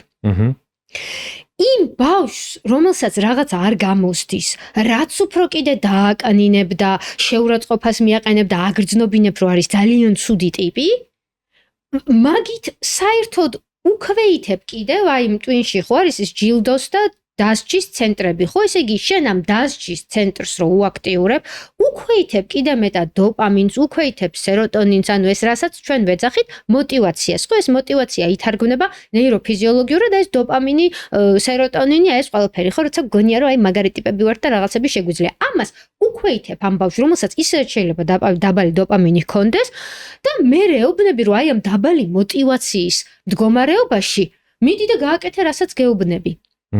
ანუ ფიზიოლოგიურად უქმნი ამ ბავშვს ისეთ მდგომარეობას, რომ ვერ გააკეთებს და ისევ ცუდ შეფასებას მიიღებს უკავშირს და დადის აი ამ ანკიერ წრეზე. და ეს ნეიროტიპურ ბავშვებშიც ძალიან დიდი პრობლემა, ანუ იმიტომ რომ ამ ჯილდოს სისტემას თუ ოჯახი არ გაძლევს, რაღაც ის საგანმანათლებლო სისტემა არ გაძლევს, სხვაგან ეძებ და ეს სხვაგან ძალიან ცუდი ადგილები შეიძლება აღვიჩნდეს, ანუ შენი როლ მოდელი შეიძლება გახდეს ადამიანი, რომელმაც შეიძლება ძალიან ცუდ გზევაში ჩაგიტრიოს მაგალითად და ასე შემდეგ. მაგრამ თქვენ ახსენეთ, რომ და ეს ძალიან კაი ანალოგია იყო სათვალე, ხო? ანუ იმის მაგივრად რომ ჩვენ შვილებს და ბავშვებს ვეჭხუბოთ და დავსაჯოთ რატო ხარ მოუსვენარი, რატო ხარ ცელკი, იგივეა რომ ჩვენ ხა როდესაც ადამიანს ხედველობა აქვს დაქვეითებული, ან შორს ხედველი, ან ახლო ხედველია, რომ ვეჭხუბოთ რომ რატო ვერ იხედები შორს და რატო ვერ ხედები ახლოს იმის მაგივრად რომ სათვალე ვუყიდოთ. ანუ მათ დახმარება სჭირდებათ მეგობრებო და სპეციალისტისგან დახმარება სჭირდებათ და მათი მომავლისთვის და თქვენთვისაც უკეთესია, ანუ თქვენ თუ პრობლემის მოგვარებაზე ხართ ორიენტირებული, დასჯა მაინც არ არის კაი გამოსავალი ხო ასე. რაღაცა სურათი ვნახე ადრე ძალიან სასაცილო იყო, რომ ახალ წელს აჩუქეს ბავშვს სათვალე რა და ანუ ძალიან სასაცილოა, რომ აი ახალი წლის საჩუქარი არისო სათვალე, ანუ ჯილდო იმის იმხედველობის რაღაცა gift of vision რა და ანუ არ არის ხო სათვალე საჩუქარი. სათვალე არ არის რაღაცა რომელსაც ფუფუნების წყარო არ არის ხო ანუ ხა რატო ვიძახი იცი რომ ანუ სათვალით არ გაგათამამეს ხა თქვენ სათვალე გიკეთიათ და ეს რაღაცა ის არისო ხო აი რომ შენ კარგი ბიჭი ხარ და ეხლა დაიმსახურე სათვალე ხო ანუ ჩვენ ამ ბავშვებს რომლებსაც ამ ხელშეწყობას მივცემთ რეალურად კი არ ვათამამებთ რაღაცა ჯილდოს კი არ ვაძლევთ რაღაცა ფუფუნებას და აი რაღაცა განსაკუთრებულ აი special treatments ხო ანუ ესე იგი რაღაც განსაკუთრებულ ქცევას, რომელიც ზოგი იმას ამბობს, რომ ხა მე რო ამ ბავშვს უთხრა, რომ უნდა ადგეს და გაიარ გამოიაროს, სხვა კლასელებსაც ხომ უნდებათ გავლა გამოვლა. ჩვენ კი არ ვიძახით, რომ ეს გამოვაცხადოთ, რომ ამ ბავშვს აქვს განსხვავებული ტვინი და ამიტომ სჭირდება გავლა გამოვლა. წაღან ზუსტად ეგ თქვი. დავალებები მიეცი ამ ბავშვს, უთხარი, რომ ეს ფურცლები დაურიგე ბავშვებს. ხო, ან რაღაცა გადაწმინდე ეს მისა გაასუფთავე დაფა, ან რაღაცა ასეთი. ხო, ამ თუნდაც თქვი, რომ მე თუ მკითხავ, ყველა ბავშვისთვის უნდა იყოს გაკვეთილების დროს, რაღაცა ამერიკაში, ჩემი შვილი ადრე ამერიკაში სწავლობდა, მე შვილი მყავს 11 წლის, რომელსაც აქვს ADHD და ესეთი რაღაცა პუფები იყო საკლასო ოთახში, რომელიც იყო მოსვენების სივრცე. ოღონდ ყველასთვის იყო, ნეიროტიპური ბავშვებისთვისაც იყო რა. დაწყებით კლასებში ვიძახი და აი თუ ვიღაცა რაღაც ძალიან თქმუტავდა და ვეღარ ისვენებდა, ხო, აიწავდა ხელს და იკითხავდა, რომ შეიძლება წავიდე და მოვისვენო რა. ოღონდ ეს კი არ იყო, რომ ეს ბავშვი ახლა წამოწვა არხეინად და სხვები რაღაცა შავდღეში არიან და ტესტს წერენ. არა, ეგეთი რაღაცა ის არ არის, რომ ეს განსაკუთრებული მიდგომა ამ ბავშვების მიმართ, რომელიც სხვებს დაჩაგრავს, აი რაღაცა აქვთ ხოლმე ჩვენ სოციუმში აი ესეთი რაღაცა ექსტრემებში გადასვლა. და ამიტომ ჩემთვის სრულად გაუგებარია ხა ვიღაცა თუ მაგალითად ვერ ხედავს ხო და იმას წინა მერხზე დასვავ ხო მარტო სათვალე არა დაუშვათ იმ სათვალითაც ვერ ხედავს კარგად ხო და დასვავ წინა მერხზე ხა ვიღაცამ რომ გააპროტესტოს რატოზის ეს ბავშვი წინა მერხზე ანუ ვერ ხედავს და იმიტოზის ხო იგივენერად ხა ვიღაცას თუ ADHD აქვს არა იმას ჭირდება ცოტა მეტად გაიარ გამოიაროს და მე ვფიქრობ რომ საზოგადოებაში იმის მაგივრად რომ ამ ADHD-ის მქონე ბავშვი დავჩაგროთ და ვუთხრათ რომ 45 წუთი უნდა იჯდეს შეიძლება ნეიროტიპური ბავშვების მშობლებს ვუთხრათ რომ დაილაპარაკე შეიძლება იმაზე რომ პრივილეგია დაწინაურება ეს არის მისთვის ხელშემწყობი გარემოს შექმნა რაც არავის სხვა ზიანს არ უქმნის იმიტომ რომ ზუსტად იგივე განათლება მიიღოს რაც შენ ხო იმიტომ რომ ჩვენ თუ ამ ბავშვს 2 წუთი გამოვატარებთ ის ამას გამოიღებს, აი ამ რაღაცა ექსტრა ენერგიას და მერე დაჯდება და მოგისმენს. ხოლო თუ ჩვენ დავავალდებულებთ ამ ბავშვს რომ იჯდეს, მთელი მისი ენერგია მიდის იმაზე რომ იჯდეს. აი ეს ზის და ფიქრობს, აი ხა არ გაინძრე, არ ილაპარაკო, არ გაინძრე. კი არ უსმენს მასწავლებელს. მერე მასწავლებელი ეუბნება, გაიმეორე რა ვთქვი, ვერ გაიმეორებს, იმიტომ რომ იმას ის უთხარი რომ იჯექი. და ანუ მერე ეს ბავშვი ვერ ხვდება როგორ უნდა გააკეთოს ნავიგირება აი ამ სისტემაში, რომელიც არ არის მისთვის მოწყობილი. კეთილი, თქვენ ახსენეთ რა რაღაცნაირად სხვანაირი ტვინები გვაქვს ADHD-ის მქონე ხალხსო და აქ აი რაღაც ნიუანსურად რო ვკითხოთ, ზუსტად რა იგულისხმება, ანუ რაღაცა კორელაცია არსებობს ADHD-ის დიაგნოზ და ინტელექტ შორის, ან აი თუნდაც კრეატიულობა რო ახსენეთ, ასე შემდეგ, ანუ რამე უპირატესობები ამ მხრივ ახლავს ADHD-ს? მტკიცებულებაზე დაფუძნებული ინფორმაცია გვეუბნება, რომ არანაირი კორელაცია არ არის ADHD-ს და ინტელექტ შორის და ამას მეორე კუთხით ვიტყვი, რომ ADHD არ ნიშნავს დაბალ ინტელექტს. მით ვიცი რომ თქვენ მაღალ ინტელექტზე მკითხეთ, მაგრამ აი ეგეც მინდა რომ გავამახვილო ყურადღება ვისარგებლებ ამ შემთხვევით, რომ ის ბავშვები, რომლებსაც აქვთ ცუდი ნიშნები, იმიტომ რომ აქვთ ADHD, ინტელექტის გამო არ აქვთ ცუდი ნიშნები. და ის ბავშვები, რომლებიც არ გვისმენენ და ვერ აკეთებენ რაღაც დავალებებს, ეს ინტელექტის ბრალი არ არის. ხო. ეს ცუდი მხარე. ეხლა გაიმხარე, კაი, ცუდი დაბალი IQ არ არის კავშირში, მაგრამ მაღალი IQ თუ არის კავშირში. ამაზეც მე არ მაქვს ინფორმაცია, რომ რაღაცა ესე იგი, ხო, მტკიცებულებით და სტატისტიკით დადგინდა მნიშვნელოვანი კორელაცია IQ-სა და ADHD-ის შორის. მე რასაც უბრალოდ ვიძახი, არის აი სუფთა დაკვირვებით, რასაც ძალიან ბევრი ADHD-ის მქონე ადამიანი, იგივე სოციმედიაში, იგივე ჩემ პრაქტიკაში, ვინც კლიენტები მყავს ADHD-ის მქონე, ეს მხოლოდ ესე რაღაც შინაურულად რო ვისაუბროთ ეს ნათქვამია და არა ის რომ მე მტკიცებულებით ვიძახი რომ ADHD-ის მქონე ადამიანი უფრო კრეატიულია, ჯერ ეს ერთი ალბათ გაგვიჭირდება ამის გაზომვა, მაგრამ აი მოდი ვილაპარაკოთ მაგაზე, იმიტომ რომ ალბათ მსმენელი ვისაც ADHD აქვს, კარგ ხასიათზე დადგება თუ შევახსენებთ მას, გაიხსენოს, რამდენად მაგალითად მისთვის ადვილია უცხო სიტუაციაში ადაპტირდეს. რამდენად ადვილია მისთვის იმპროვიზაცია. აი როცა გაკვეთილი არ იცის და 1-2 სიტყვას უკარნახებს ვიღაცა და იმ 2 სიტყვაზე ისე ააგებს ინფორმაციას, რომ შეიძლება კაი ნიშნით გამოვიდეს, ხო? მაგალითად, რამდენად ბევრ რამეზე აქვს იმდენი ცოდნა, რომ აი რაღაცა მასე რა ქვია, პატარა წვეულებაზე შეუძლია, რომ იმდენი ილაპარაკოს, რომ ძალიან საინტერესო ტიპი გამოჩნდეს. არა ყალბი.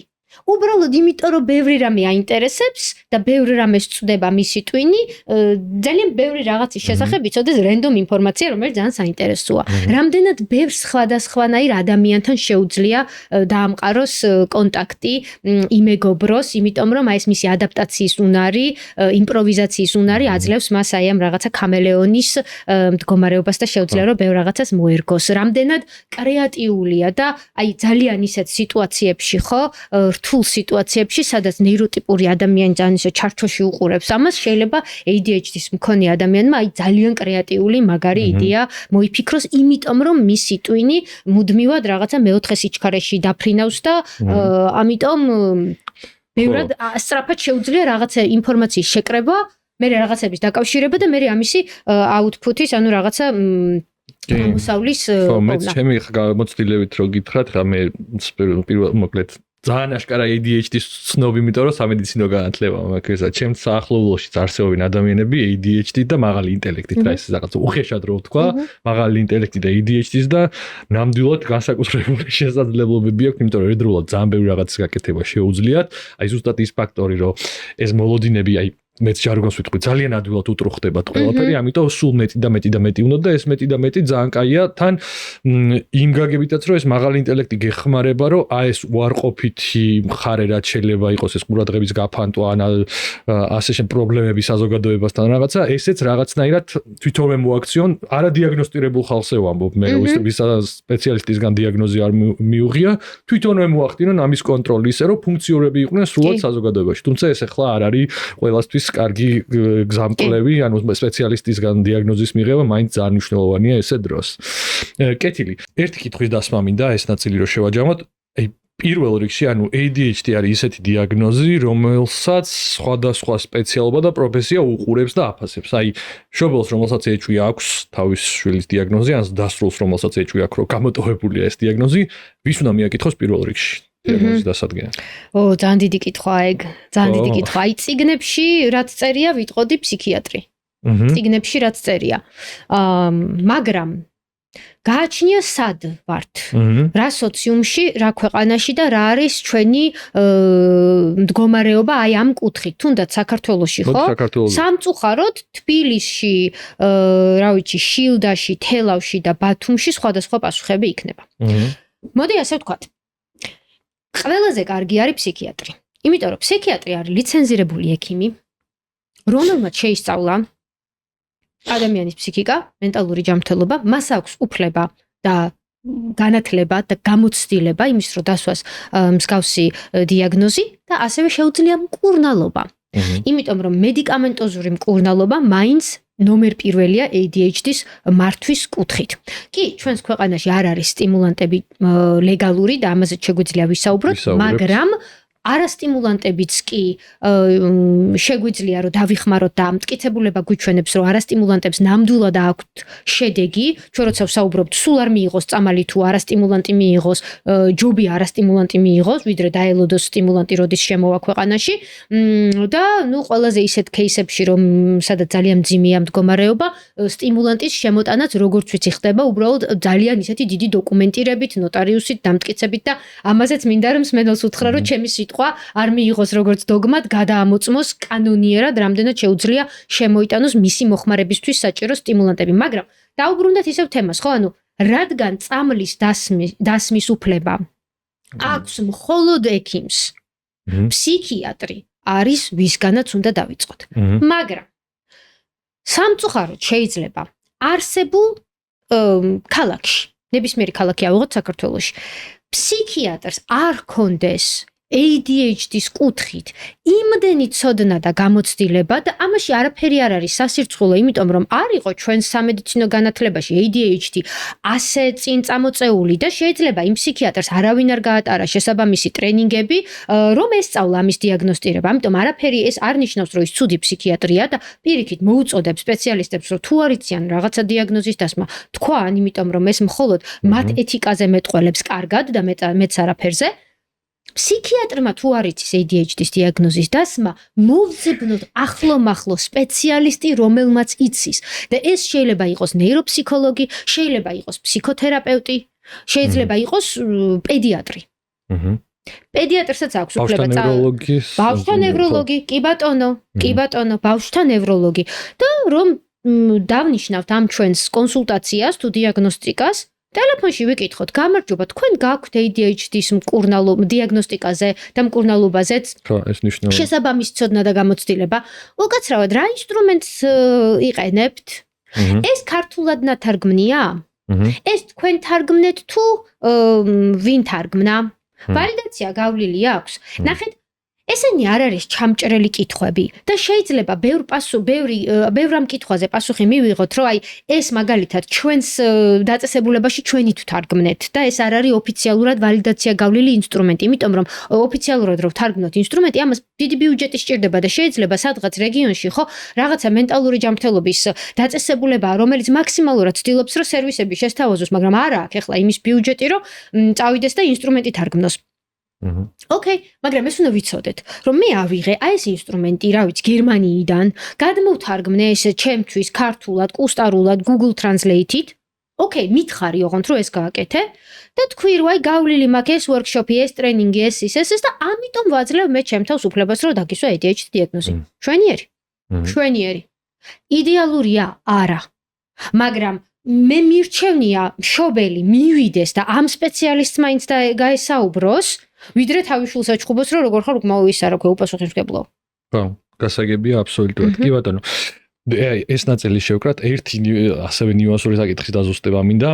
ახლა ბევრი სპიკერი, რომელიც მე ვხვდება ლიტერატურაშიც და ზოგადად მედია სივრცეშიც, ავითარებს აზრს, რომ ADHD ზოგადად არათუ ჯერ ერთი რომ არც მემკვიდრული დაავადება არის და მათ შორის რომ არც დიაგნოზი არ არის და ხსნიან მათ შორის ერთ-ერთი ესეთი ცნობილი ყველაზე ერთ-ერთი ადამიანი რომელიც ადვოკატირებს ამ აზრს მახსენდება გაბორ მატე რომელიც ექიმი არის და ავტორი რომელიც ამბობს რომ ADHD არის ბავშვობაში რეაქცია სტრესზე, როდესაც ბავშვს დაძაბულ გარემოში არც ჩხუბი შეუულია, არც გაქცევა ვინაიდან დაბმულია ერთ სივრცეში და ერთადერთი რის საშუალებასაც მას თავისი ტვინი აძლევს ის არის რომ ყურადღება გადაიტანოს სხვა რაღაცას. თუმცა ამას თანამედროვე სამეცნიერო და სამედიცინო კონსენსუსი ფაქტობრივად არ ეთანხმება რა. აი ეს ამ მიდგომაზე მაინტერესებს შენი აზრი რა, ანუ რამდენად ამ შემთხვევაში რამდენად აქვს ამ აზრს არსებობის უფლება, ანუ თუ შეგვიძლია დავყოთ კატეგორიებად, აი ეს ADHD-ის მქონე ხალხიც, რომლებიც აი ესე უშუალოდ აი რაღაცნაირად ცუდ სიტყვას ვიტყვი განწირულები არიან ADHD-ისთვის, მემკვიდრულად და თუ არის რომ მართლა შეიძლება ეს გარემომ მიიყვანოს ადამიანი მდგომარეობამდე, რომელიც გავს ADHD-ს. კი, ძალიან კარგი კითხვაა და შეგვიძლია ამაზე დისკუსია გქონდეს, რომ მარტო ჩემი აზრი არ დავაფიქსირო და მე თქვენი აზრიც მაინტერესებს. არა, მაინტერესებს, მაგრამ აი მე გეტყვი მე რას ვფიქრობ. მე ზოგადად მიმაჩნია რომ იდეებს აქვთ არსებობის უფლება და მით უმეტეს მეცნიერებაში ხო აი ბიოქიმიას რო სწავლობდით ძალიან სასწრაფო იყო რომ ძველ წიგნებში 20 ამინომჟავა იყო და ახალ წიგნებში 21 ამინომჟავა ხო ანუ ის წიგნები რო დაიწერა სადაც 20 ამინომჟავა იყო ხო ამტკიცებდნენ რომ 20 ამინომჟავა იყო და მე ახალი ამინომჟავაც აღმოაჩინეს და აღმოჩნდა რომ ტესტებში ვინც შემოხაზა რამდენი ამინომჟავაა 20-ზე მეტი ის ბავშვები არ იყვნენ ცდარი ხო ხა რას ვიძახი მეცნიერება იზრდება ვითარდება ეგრე მაგალითად ადრე ADHD ორი დაავადება იყო ADD ცალკე იყო და ADHD ცალკე იყო ეხლა ვთქვით რომ ADHD ერთი დაავადებაა ხო ამიტომ მე ზოგადად მიმაჩნია რომ კაცრი და აი ესეთი პასუხები არც მას უნდა ჰქონდეს იმაზე რომ ADHD არის მოგონილი და მხოლოდ სტრესული ბავშვური გამოცდილებების მერე ვითარდება მე ესეც არ მომწონს ეს მიდგომა და მე ვფიქრობ რომ არც ჩემი მხარე რომელიც კი მიმაჩნია რომ ADHD არის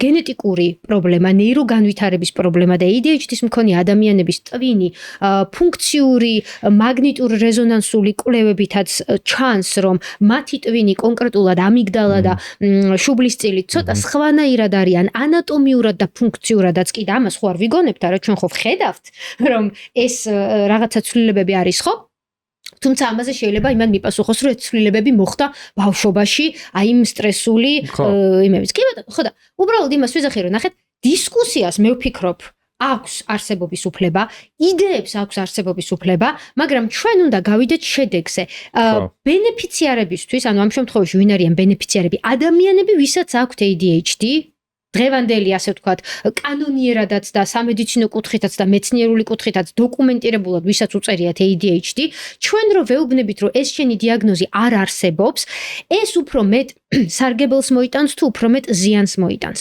თუ მაგალითად ხო ჩვენ შევიმუშავეთ რაღაცა მეთოდი რომლითაც ბავშვებს რომლებსაც აღენიშნებათ აი ეს რაღაცა ჰიპერაქტიული ქცევა ყურადღების ნაკლებობა იმპულსის კონტროლის შეფერხება ჩვენ თუ მათ რაღაცა მეთოდი შევიმუშავეთ რა ვიცი 10 დღიანი bootcamp-ი, სადაც გაუშვებთ ამბავშვებს და უცებ ეს პრობლემები მოეხსნებათ, მე მხოლოდ მივესალმები. დავხურავ ხვალ ADHD ჯორჯიას სიამოვნები და ვიტყვი რომ არც მე მჭირს, არც ჩემ შულს ამითი განიკურნება და სულ ყველა წიგნს დავწვავ ADHD-ზე დიდ ჭიაკოკონობას მოვაწყებ, მხოლოდ მივესალმები. მაგრამ ჩვენ უნდა აი ზუსტად შედეგიდან უნდა ვიფიქროთ. ნახეთ, იმიტომ გვაქვს სფეროში და მეცნიერებაში სტატისტიკა, მტკიცებულება.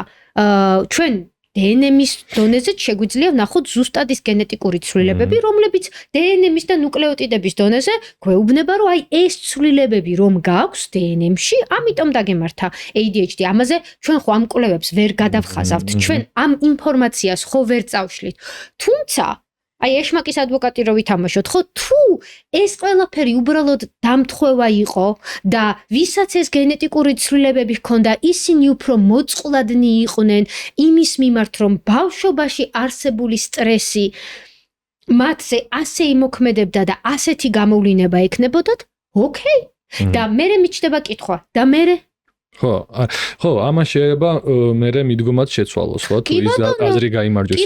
კი, მე აქ უბრალოდ აი ჩემი აზრი რო გაინტერესებდათ. მაინტერესებს ნამდვილად. ხო, პრობლემა ალბათ როგორც სხვა ფსიქოლოგიური და ფსიქიატრიული აშლილობების თუ მდგომარეობის შემთხვევაში ის არის, რომ არ არსებობს ერთი ანალიზი, ერთი ტესტი, ერთი რაღაცა ლაბორატორიული გამოკვლევა, ხო, რომელიც ზუსტად დაადგენდა, რომ აი ახლა ამ ადამიანს აქვს ADHD. ეს არის რაღაცა სიმპტომების, კლინიკური შეფასების, გენეტიკური ფაქტორის, ამ ლაბორატორიის ნეიროვიზუალიზაციის და ამით ჯამით გამოყავს შენ ეს დიაგნოზი. ამიტომ რახან აი ეს სიზუსტე ცოტა არის აკურატ აი რაღაც სიზუსტე ამ ტესტების გრძნობელობა და ასე შემდეგ.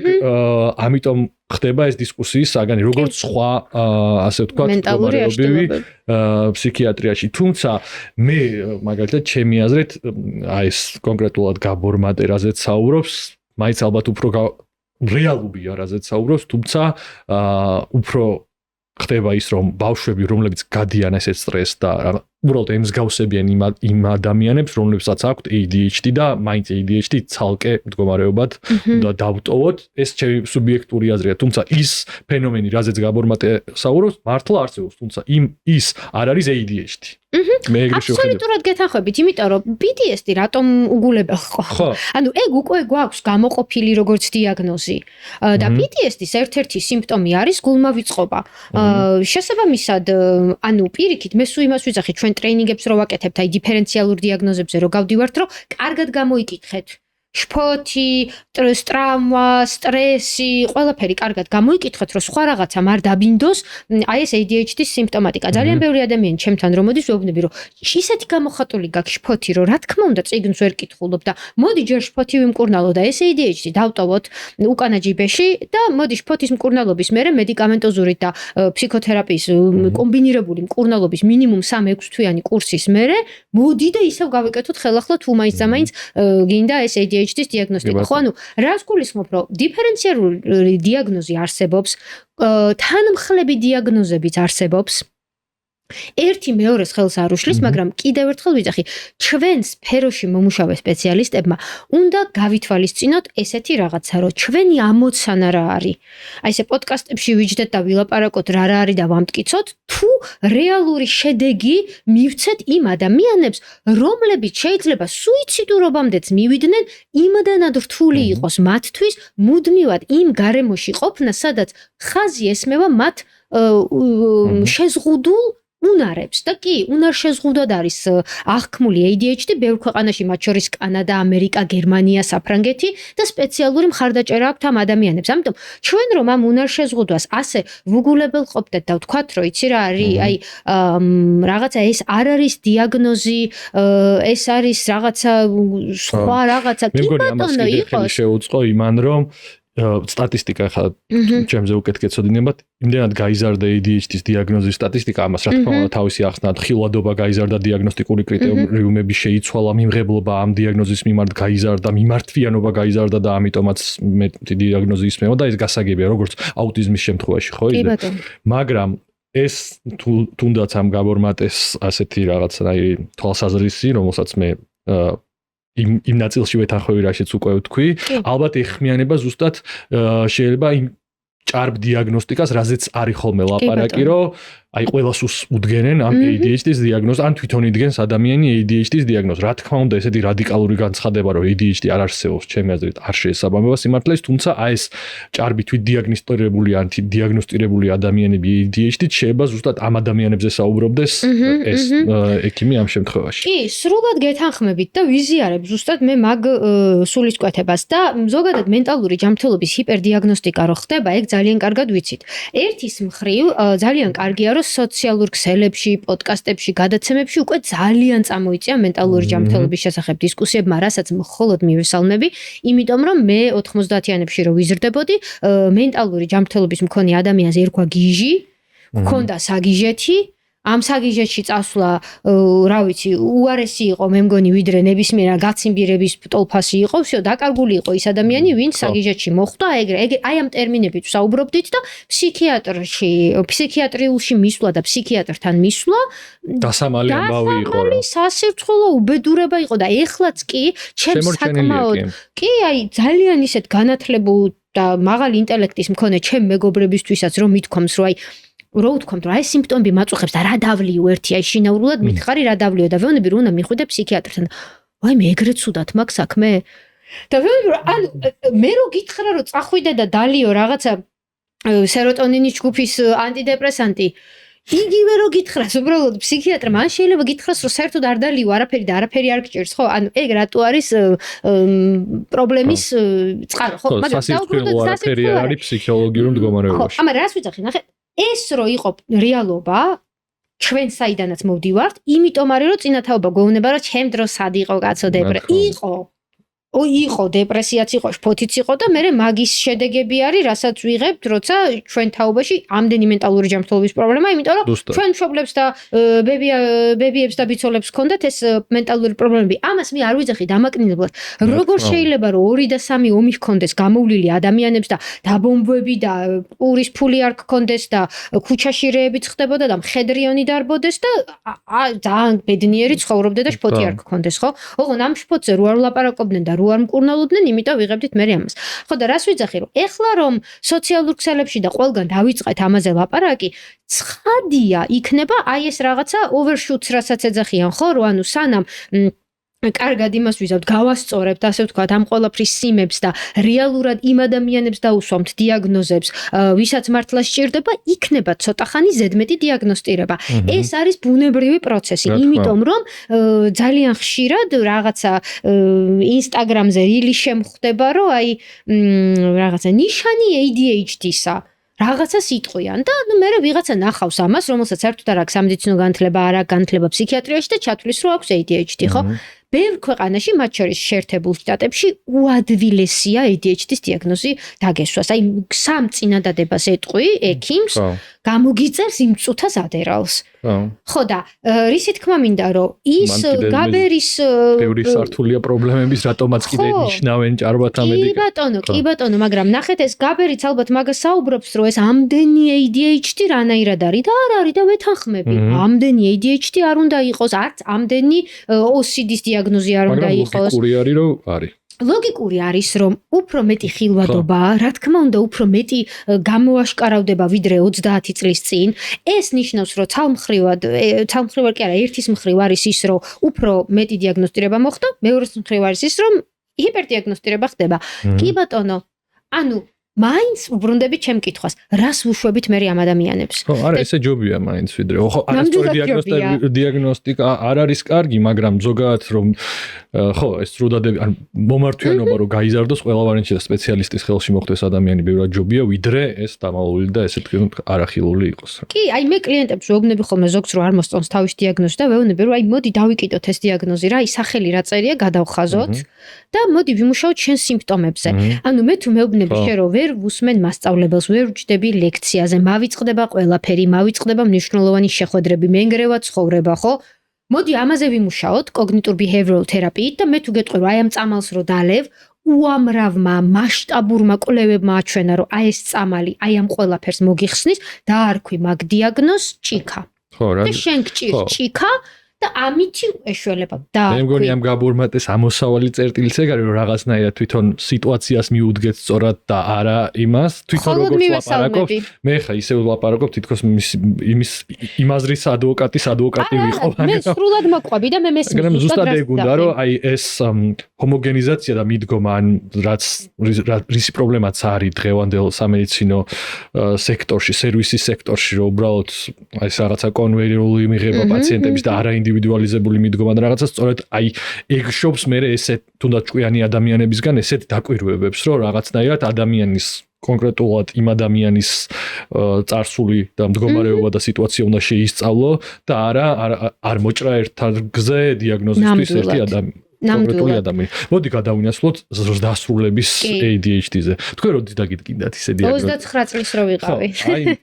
აი მე აქ პირველ რიგში მაინტერესებს ალბათ ძალიან დიდი შვება იქნება დასრულებისთვის ADHD-ის დიაგნოზის მიღება, განსაკუთრებით იმის გათვალისწინებით, რაზეც ჩვენ დასაწყისში ვილაპარაკეთ, რომ ამდენი იარლიყი და ამდენი, ასე ვთქვათ, შენიშვნა რო გაქვს მიღებული, ამდენი იარლიყი რო გაქვს მიწეპებული და ყველა ზარმაც მოუსვენარს და ურჩს და ჯიუტს და ასე შემდეგ რო გეძახდა, ეხლა თურმე აღმოჩნდა, რომ მე თურმე რაღაცა დაავადება მაქვს უბრალოდ და ამიტომ ეს ერთი მხრივ ესეა.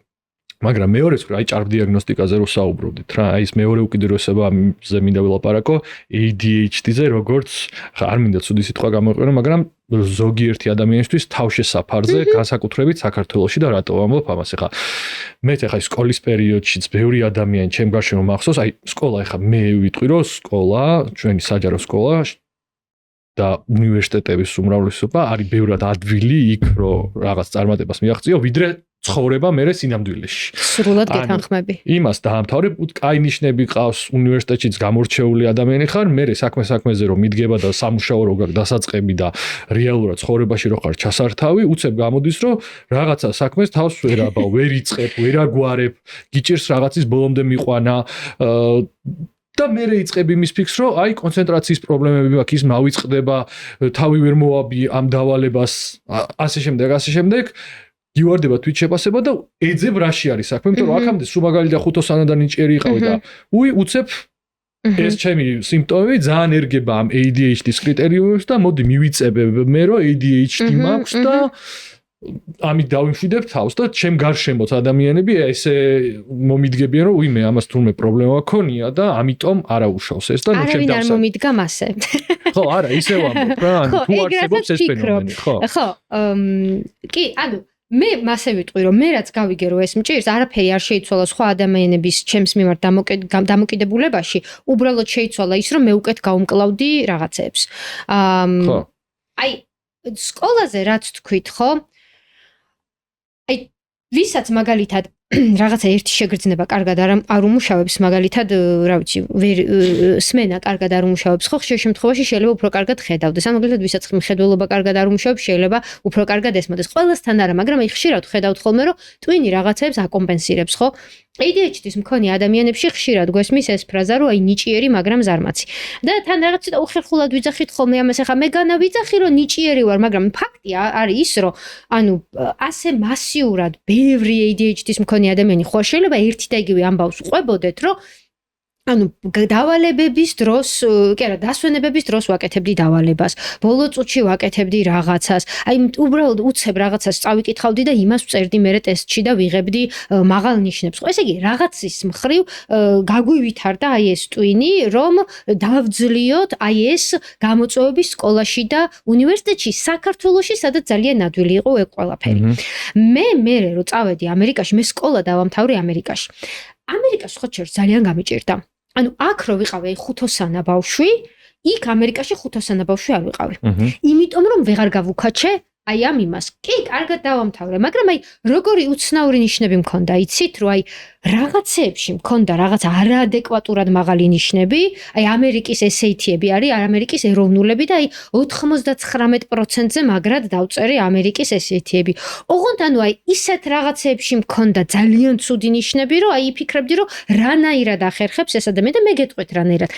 იმ სიტუაციებში, სადაც ცუდ ნიშნებს ვიღებდი, საერთოდ მავიწყდებოდა, რომ ის საგანი არსებობდა. ოღონდ მართლა, ანუ საერთოდ ვმაზავდი პრეზენტაციებს, აი ერთხელ მახსოვს, რომ გიტარის, ესე იგი ელექტიური საგანი, რომელშიც ყველა მიიღო A და ეგ იყო GPA-ის ასამაღლებელი, ყველაზე მარტივი რაღაცა, აი ყველაზე ცუდ ვარიანტში გიტარის კონცერტზე უნდა გამოცხადებულიყო და პროსტა გიტარა დაგეჭირა ხელში და დაგეწერნენ იმიშოს, დამოვიწყდა. და მივიღე D. და ჩამომეწია იგი GPA, ხო? და ახლა რა ვშყვები, მე უნივერსიტეტშიც ეგეთი ახლა ჩემ მე მაგისტრატურა, სადაც ეს კლინიკური ფსიქოთერაპია ვისწავლე, ჩემი ნიშნები რო ნახოთ არის 0, 100, 0, 100, 100, 100, 0. ანუ 0 ან თუ წერდი, კარგად წერდი, თუ ვერ წერდი, ცუდად წერდი. მე რომ მოვხვდი იელის უნივერსიტეტში, სადაც მუშაობდი მკვლევარ მეცნიერად, აი თქვენ რა თქვით, ცხოვრებაში ჩაგაგდებენო და ვეღარ გაუკაჩავო. აი ჰაი სკულში, ანუ ამერიკის აი მე-9, მე-10, მე-11, მე-12 კლასში ხო ვერ გაუკაჩე და ცუდად იყო ჩემი საქმე, მაგრამ კაი ჯანდაბას მაინც გავძვერი და გადავლახე და აი SAT-ებში რომ მაღალი ქულები მივიღე, მაგან გადამარჩინა. მე აქ ჩამოვედი სამედიცინოზე აქ ვისწავლე და სამედიცინოს ვძლევდი და კარგი სტუდენტი ვიყავი და მე წავედი იელში 29 წლის ვიყავი და მანდ ვეღარ გავუკაჩე. ანუ ვიფიქრე რომ აი ხა ესენი გამაგდებენ აქედან, იმიტომ რომ აი ძალიან მარტივ გამოწვევებს ვერ უმკლავდებოდი. პროექტ მენეჯერი ვიყავი რაღაცა უზარმაზარი კვლევის და აი მართლა აი შფოთი მქონდა ისე რომ ღამე ვეღარ ვიცინებდი და ნუ მე მივხვდი და მე წავედი ფსიქიატრთან და დამესვა ეს დიაგნოზი რა.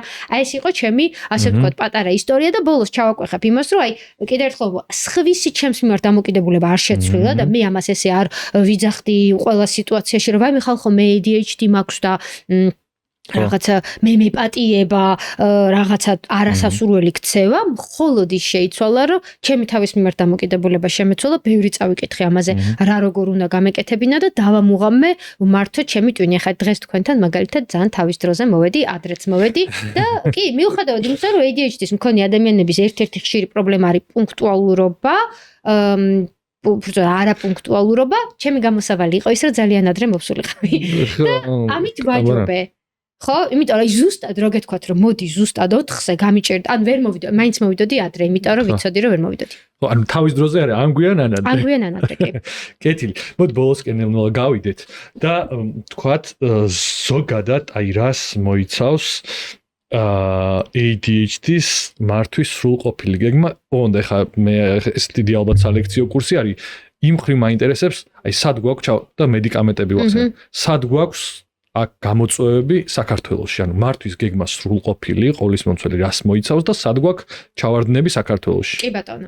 აი მედიკამენტებზე ვიტყვი, იმიტომ რომ უფრო პატარა საკითხია და ის მართვის საკითხები ცოტა უფრო ჩავახუჭუჭოთ. ანუ მედიკამენტები საქართველოში სტიმულანტები არ არის კანონიერი, ლეგალური არ არის და რატო? იმიტომ რომ სტიმულანტებში რა ნივთიერებად შედის, შეიძლება შედიოდეს კლუბურ ნარკოტიკებში, ეს არის ამფეტამინი, რაზეც საუბრობენ და ანუ ამაზე ჩვენ პოდკასტის დაწყებამდე საუბრობდით, რომ ძალიან სასაცილოა სატირელი რო არ იყოს, რომ მაშინ ფსიქიკური, ფსიქოტროპული წამლები მაშინ საერთოდ უნდა მოხსნათ ბაზრიდან, იმიტომ რომ თუ ჩვენ გვეშინია იმის, რომ ადამიანმა არ გამოიყენოს არასასურველად და მოდი პირდაპირ ვთქვათ, არ ჩაკაიფდეს იმ ADHD-ის წამალზე, მაშინ შეუძლია ჩაკაიფდეს ანტიდეპრესანტზე, შეუძლია ჩაკაიფდეს ბენზოდიაზეპინებზე. მაშინ ვერ უნდა ვუმკურნალოთ შიზოფრენიას და ბევრ სხვა პრობლემას, ფსიქოზს და პარანოიას და 1000 უბედურებას, ხო? ეგ ხო აბსურდია.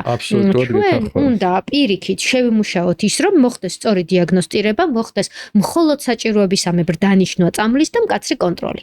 აი ეს შემიძლია ვთქვა, უბრალოდ კარგი ამბავი არის ამაში ის, რომ არასტიმულანტები გვაქვს ბაზარზე, სტრატერა, რომელიც არის ატომოქსეტინი და გვანფასინი, რომელიც ასევე მტკიცებულებებმა და კვლევებმა აჩვენა, რომ ნამდვილად სჯობს მივიღოთ, ვიდრე საერთოდ არ მივიღოთ თუ გჭირდება წამალი და კარგი ამბავი არის ასევე ის, რომ აი ჩვენი ორგანიზაცია ADHD Georgia ნამდვილად გეგმავს იმას, რომ შესაბამის სტრუქტურებთან ჰქონდეს კომუნიკაცია იმაზე, თუ რა საფეხურები უნდა გავიაროთ იმისთვის, რომ ასე ვთქვათ, ADHD-ის წამალიც მოხდეს იმ ფსიქოტროპულ წამლებს ასე ვთქვათ შორის, რომლებიც კი ნამდვილად საფრთხილოა მათი მიღება და ნამდვილად უნდა კონტროლირებადი წამალი იყოს, ამაზე ორი აზრი არ არსებობს, მაგრამ ვისაც სჭირდება, იმან უნდა მიიღოს. ეს წამალზე. ეხლა ესეთი ჯადოსნური ფორმულა. აი, სანდრო, თქვენ თუ იპოვით მაგ ჯადოსნურ ფორმულას, დაგვიკავშირდით, ჩვენ ძალიან გაგვიხარდა. ხო, ჯადოსნური ფორმულა, რა თქმა უნდა, ეს არ არსებობს, მაგრამ თერაპიის კუთხით კვლევებმაც აჩვენა, რომ CBT, ანუ cognitive behavioral თერაპია ძალიან კარგად მუშაობს და მედიკამენტებზე ვთქვით, რომ გვაქვს სტიმულანტები, გვაქვს არასტიმულანტები და ამის კომბინაციას ვთავაზობთ. ეს არის რაღაც ესეთი ტესტში ჩასაწერი პასუხი. რეალურად რა ხდება? რეალურად ხდება ის, რომ ძალიან ძნელია ვიპოვოთ საქართველოში თერაპევტი, რომელიც მუშაობს ADHD-ზე.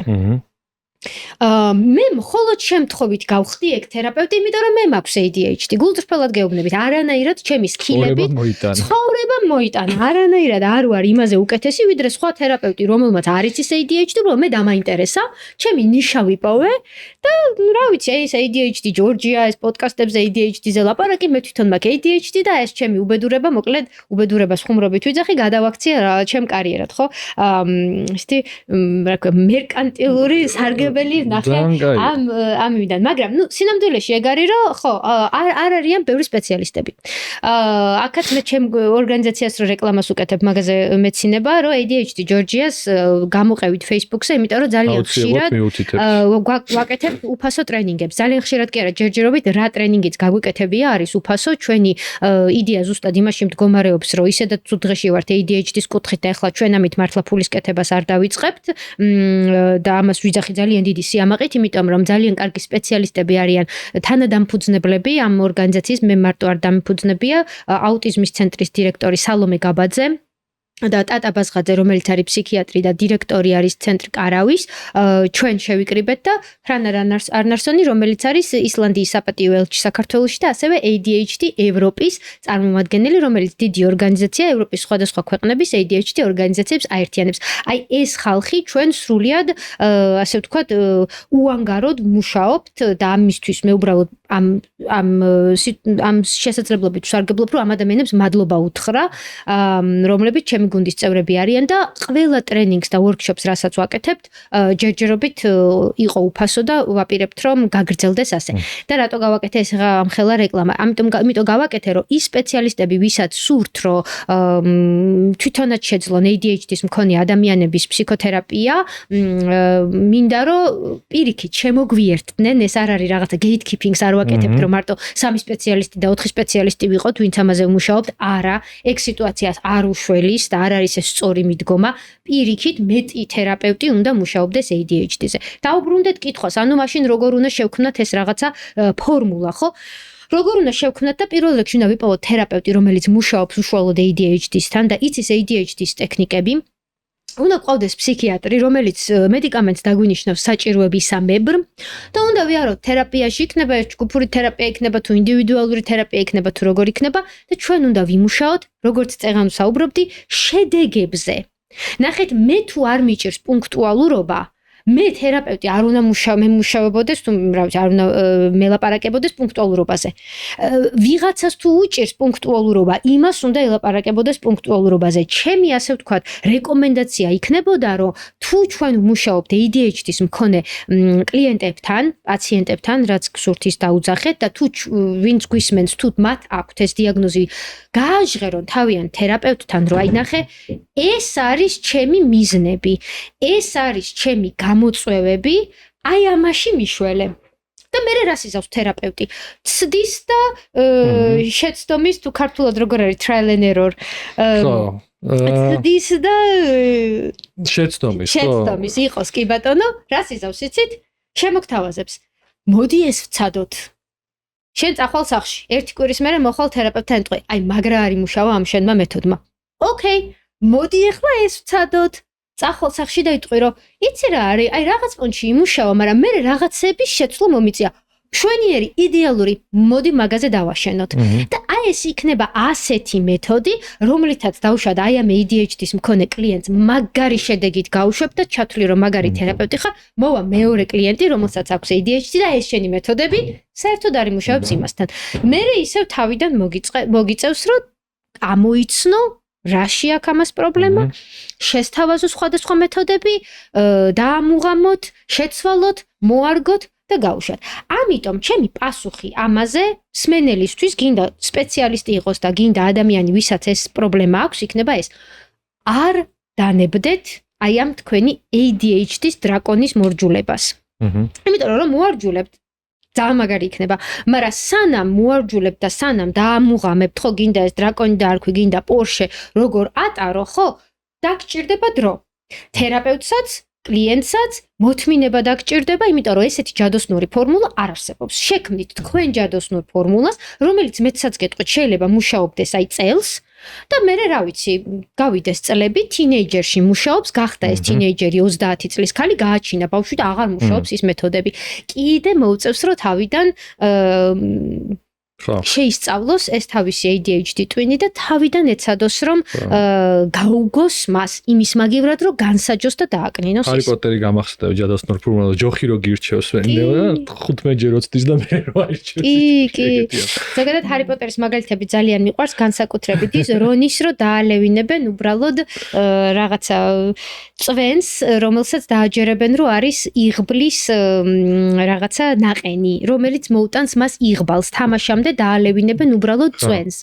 და რონი რო დაიჯერებს, რომ ეს არის იღბალის რაღაცა მომტანი ნაყენი, ის ძალიან მაგრა ითამაშებს და მე აღმოჩნდება, რომ ეს იყო მხოლოდ პლაცებო ეფექტი და აი ესეც მინდა რომ ასე ვთქვათ ჩვენი პოდკასტიდან ერთ-ერთი გზავნილი, რაც მინდა რომ იყოს, არის ის, რომ ვისაც აქვს ADHD და ვინც გვისმენს და აქვს ADHD, მართლა გულწრფელად ყველაზე მეტად იმუშაონ იმაზე, რომ დაიჯერენ, რომ კარგები არიან. დაიჯერონ, რომ ძალიან ყოჩაღები არიან და აი მე ნახავენ რამხელა შედეგზე გავლენ, აი მაგ მიდგომით. კეთილ. მე მგონი ხა პირველად ვაკეთებ ეგეთ რაღაცას, რომ ბლიც შეკითხვები მინდა დაგისვა თუ და ბლიც პასუხებს ყოველდღე, იმიტომ რომ ძალიან არა უშვებს. რაღაცა რომ ისეთი ვთქვა, გოგა გვიშველის თუ ჩავიჭრით, დამოგჭრით. ანუ ესეთი მოკლედ უნდა ვუპასუხო. მოკლედ პასუხები, იმიტომ რომ მე მგონი დიდი ხანია ვსაუბრობ მაყურებელს რომ არ დავღალოთ, ADHD-ის მაყურებელი შეიძლება უკვე გამოგვეთიშა. კი. მადლობა ყველა იმ ADHD-ის მქონე ადამიანს, ვინც აქამდე შემოვიდა. ოკეი. ერთი მითი ADHD-ის შესახებ, რომლის გაქრობაც ყველაზე მეტად გინდა. ხო, რომ მოგონილია და რომ არ გვჭირს და ვიგონებთ და რომ სიმკაცრით და დისციპლინით გვეშველება. ოკეი. ერთი ნიშანი, რომლის გამოც მშობელმა სპეციალისტის შეფასება უნდა მოითხოვოს. მინიმუმ 6 თვე ბავშვის ქცევა არის ან ძალიან უყურადღებო, ან ძალიან ჰიპერაქტიული, ან კომბინირებული, მინიმუმ 6 თვე, მინიმუმ 2 გარემოში. ოკეი. ერთი რამ, რაც მასწავლებელს შეუძლია ხვალვე შეცვალოს კლასში. თუ იცის, რომ ADHD-ის მქონე ბავშვი ყავს, აი ბევრჯერ ააყენოს და აი პატარ-პატარა დავალებები მისცეს, თუ ჰიპერაქტიურია ეს ბავშვი და ხვანცალებს და თუ ჰიპერაქტიური არ არის და უბრალოდ გაფანტულია, ის მისცეს რაღაცა მისცეს ხოლმე გასაკეთებელი ან დასახატი, ან რამე ისეთი ფიჯეტი სათამაშო, რომელიც აქ მოიყვანს, აი აქ ფიზიკურად. ერთი ფრაზა, რომელიც ADHD-ის მქონე ადამიანს არ უნდა უთხრათ. არ უნდა დააჩქარო, აი მალე დროზე ალბათ ეგ არ უნდა უთხრა, ან რა ვიცი, ძალიან ბევრი ფრაზაა, მაგრამ ხო, აი ალბათ ეგ, რომ ADHD-ის მქონე ადამიანი არ უნდა დააჩქარო. ოკეი. რას ეტყოდის დასრულ ადამიანს, რომელიც წლების განმავლობაში საკუთარ ქმედებებს სიზარმაცეს აბრალებოდა და ახლა ფიქრობს, რომ შეფასება სჭირდება. ან გაიგო დიაგნოზი აქვს. გაიგო დიაგნოზი აქვს? ხო, აი თვით შეფასებაზე იმუშავე და გადაწერე ეგ ნარატივი შენ თავში, რომ ცუდი ტიპი ხარ. მაგაზე იმუშავე ძალიან ბევრი და მაგას 1 და 2 დღე არ დასჭირდება. ძალიან ბევრი აფირმაციებით, ძალიან ბევრჯერ კონკრეტული მაგალითებით შეახსენე შენ თავს, რომ სინამდვილეში ხარ ყოჩაღი, პასუხისმგებლიანი, ჭკვიანი, კარგი ტიპი. რას ეტყოდი მშობელს, რომელსაც ეშინია, რომ ბავშვის დიაგნოზიც კი არლიყად გადაიქცევა? ADHD. მაგას არ აქვს მნიშვნელობა, რა გადაიქცევა შენ შულს მიხედე. თავარი შენ შულს შეხედე, მოусმინე და მაქსიმალურად ეცადე, რომ არ დაიჯეროს, რომ ცუდია. მეტი არაფერი. დაიკიდე ვინ რას ფიქრობს და ვინ რა იარლიხს მიაკრავს. ეხლა ბოლო კითხვის პასუხის ხვდები მე მგონი. მეც ADHD ხوار. ერთი ცვლილება, რომელიც სახელმწიფომ ყველაზე სასწრაფოდ უნდა განახორციელოს. წამალი შემოიტანოს. ამას დავამთავროთ მე მგონი, უღრმესი მადლობა. დიდი მადლობა შენ. იმას ნაწილი ერთი დავარქვათ, იმიტომ რომ მე ძალიან დიდი სიამოვნებით გიმასპინძლებ კიდევ ერთხელ. თუ შენს რა თქმა უნდა თანახმა იქნები, თუ რამის დამატება არ გინდა, შეგვიძლია დავამთავროთ, დავამშვიდობოთ ჩვენ მაყურებელს, უთხრათ თხოვნა რამდენად ჭრის ხოლმე არ ვიცი, მაგრამ გამოიწერონ ჩვენი არხი მოიწონონ არ მოიწონონ ეს ვიდეო დაგვიკომენტარონ თუ რამეს ვერ შევეხეთ აუცილებლად კომენტარებში ანასაც ვთხოვ სადაც მისი კომპეტენციის ფარგლებში საჭირო იქნება რომ გამოგეხმაუროთ თქვენ და ეს ძალიან გვეხმარება ესე მუშაობს ალგორითმი სოციალურ ქსელებში ესე ვფართოვდები და ჩვენ გვინდა რომ ჩვენი ეს community თუ თემი ასე ვთქვათ რაც შეიძლება სწრაფად გაიზარდოს და თქვენი ერთი კლიკი ჩვენ ძალიან გვეხმარება ყოველდღიურობაში დიდი მადლობა ანა კიდევ ერთხელ და მომავალ შეხვედრამდე ნახვამდის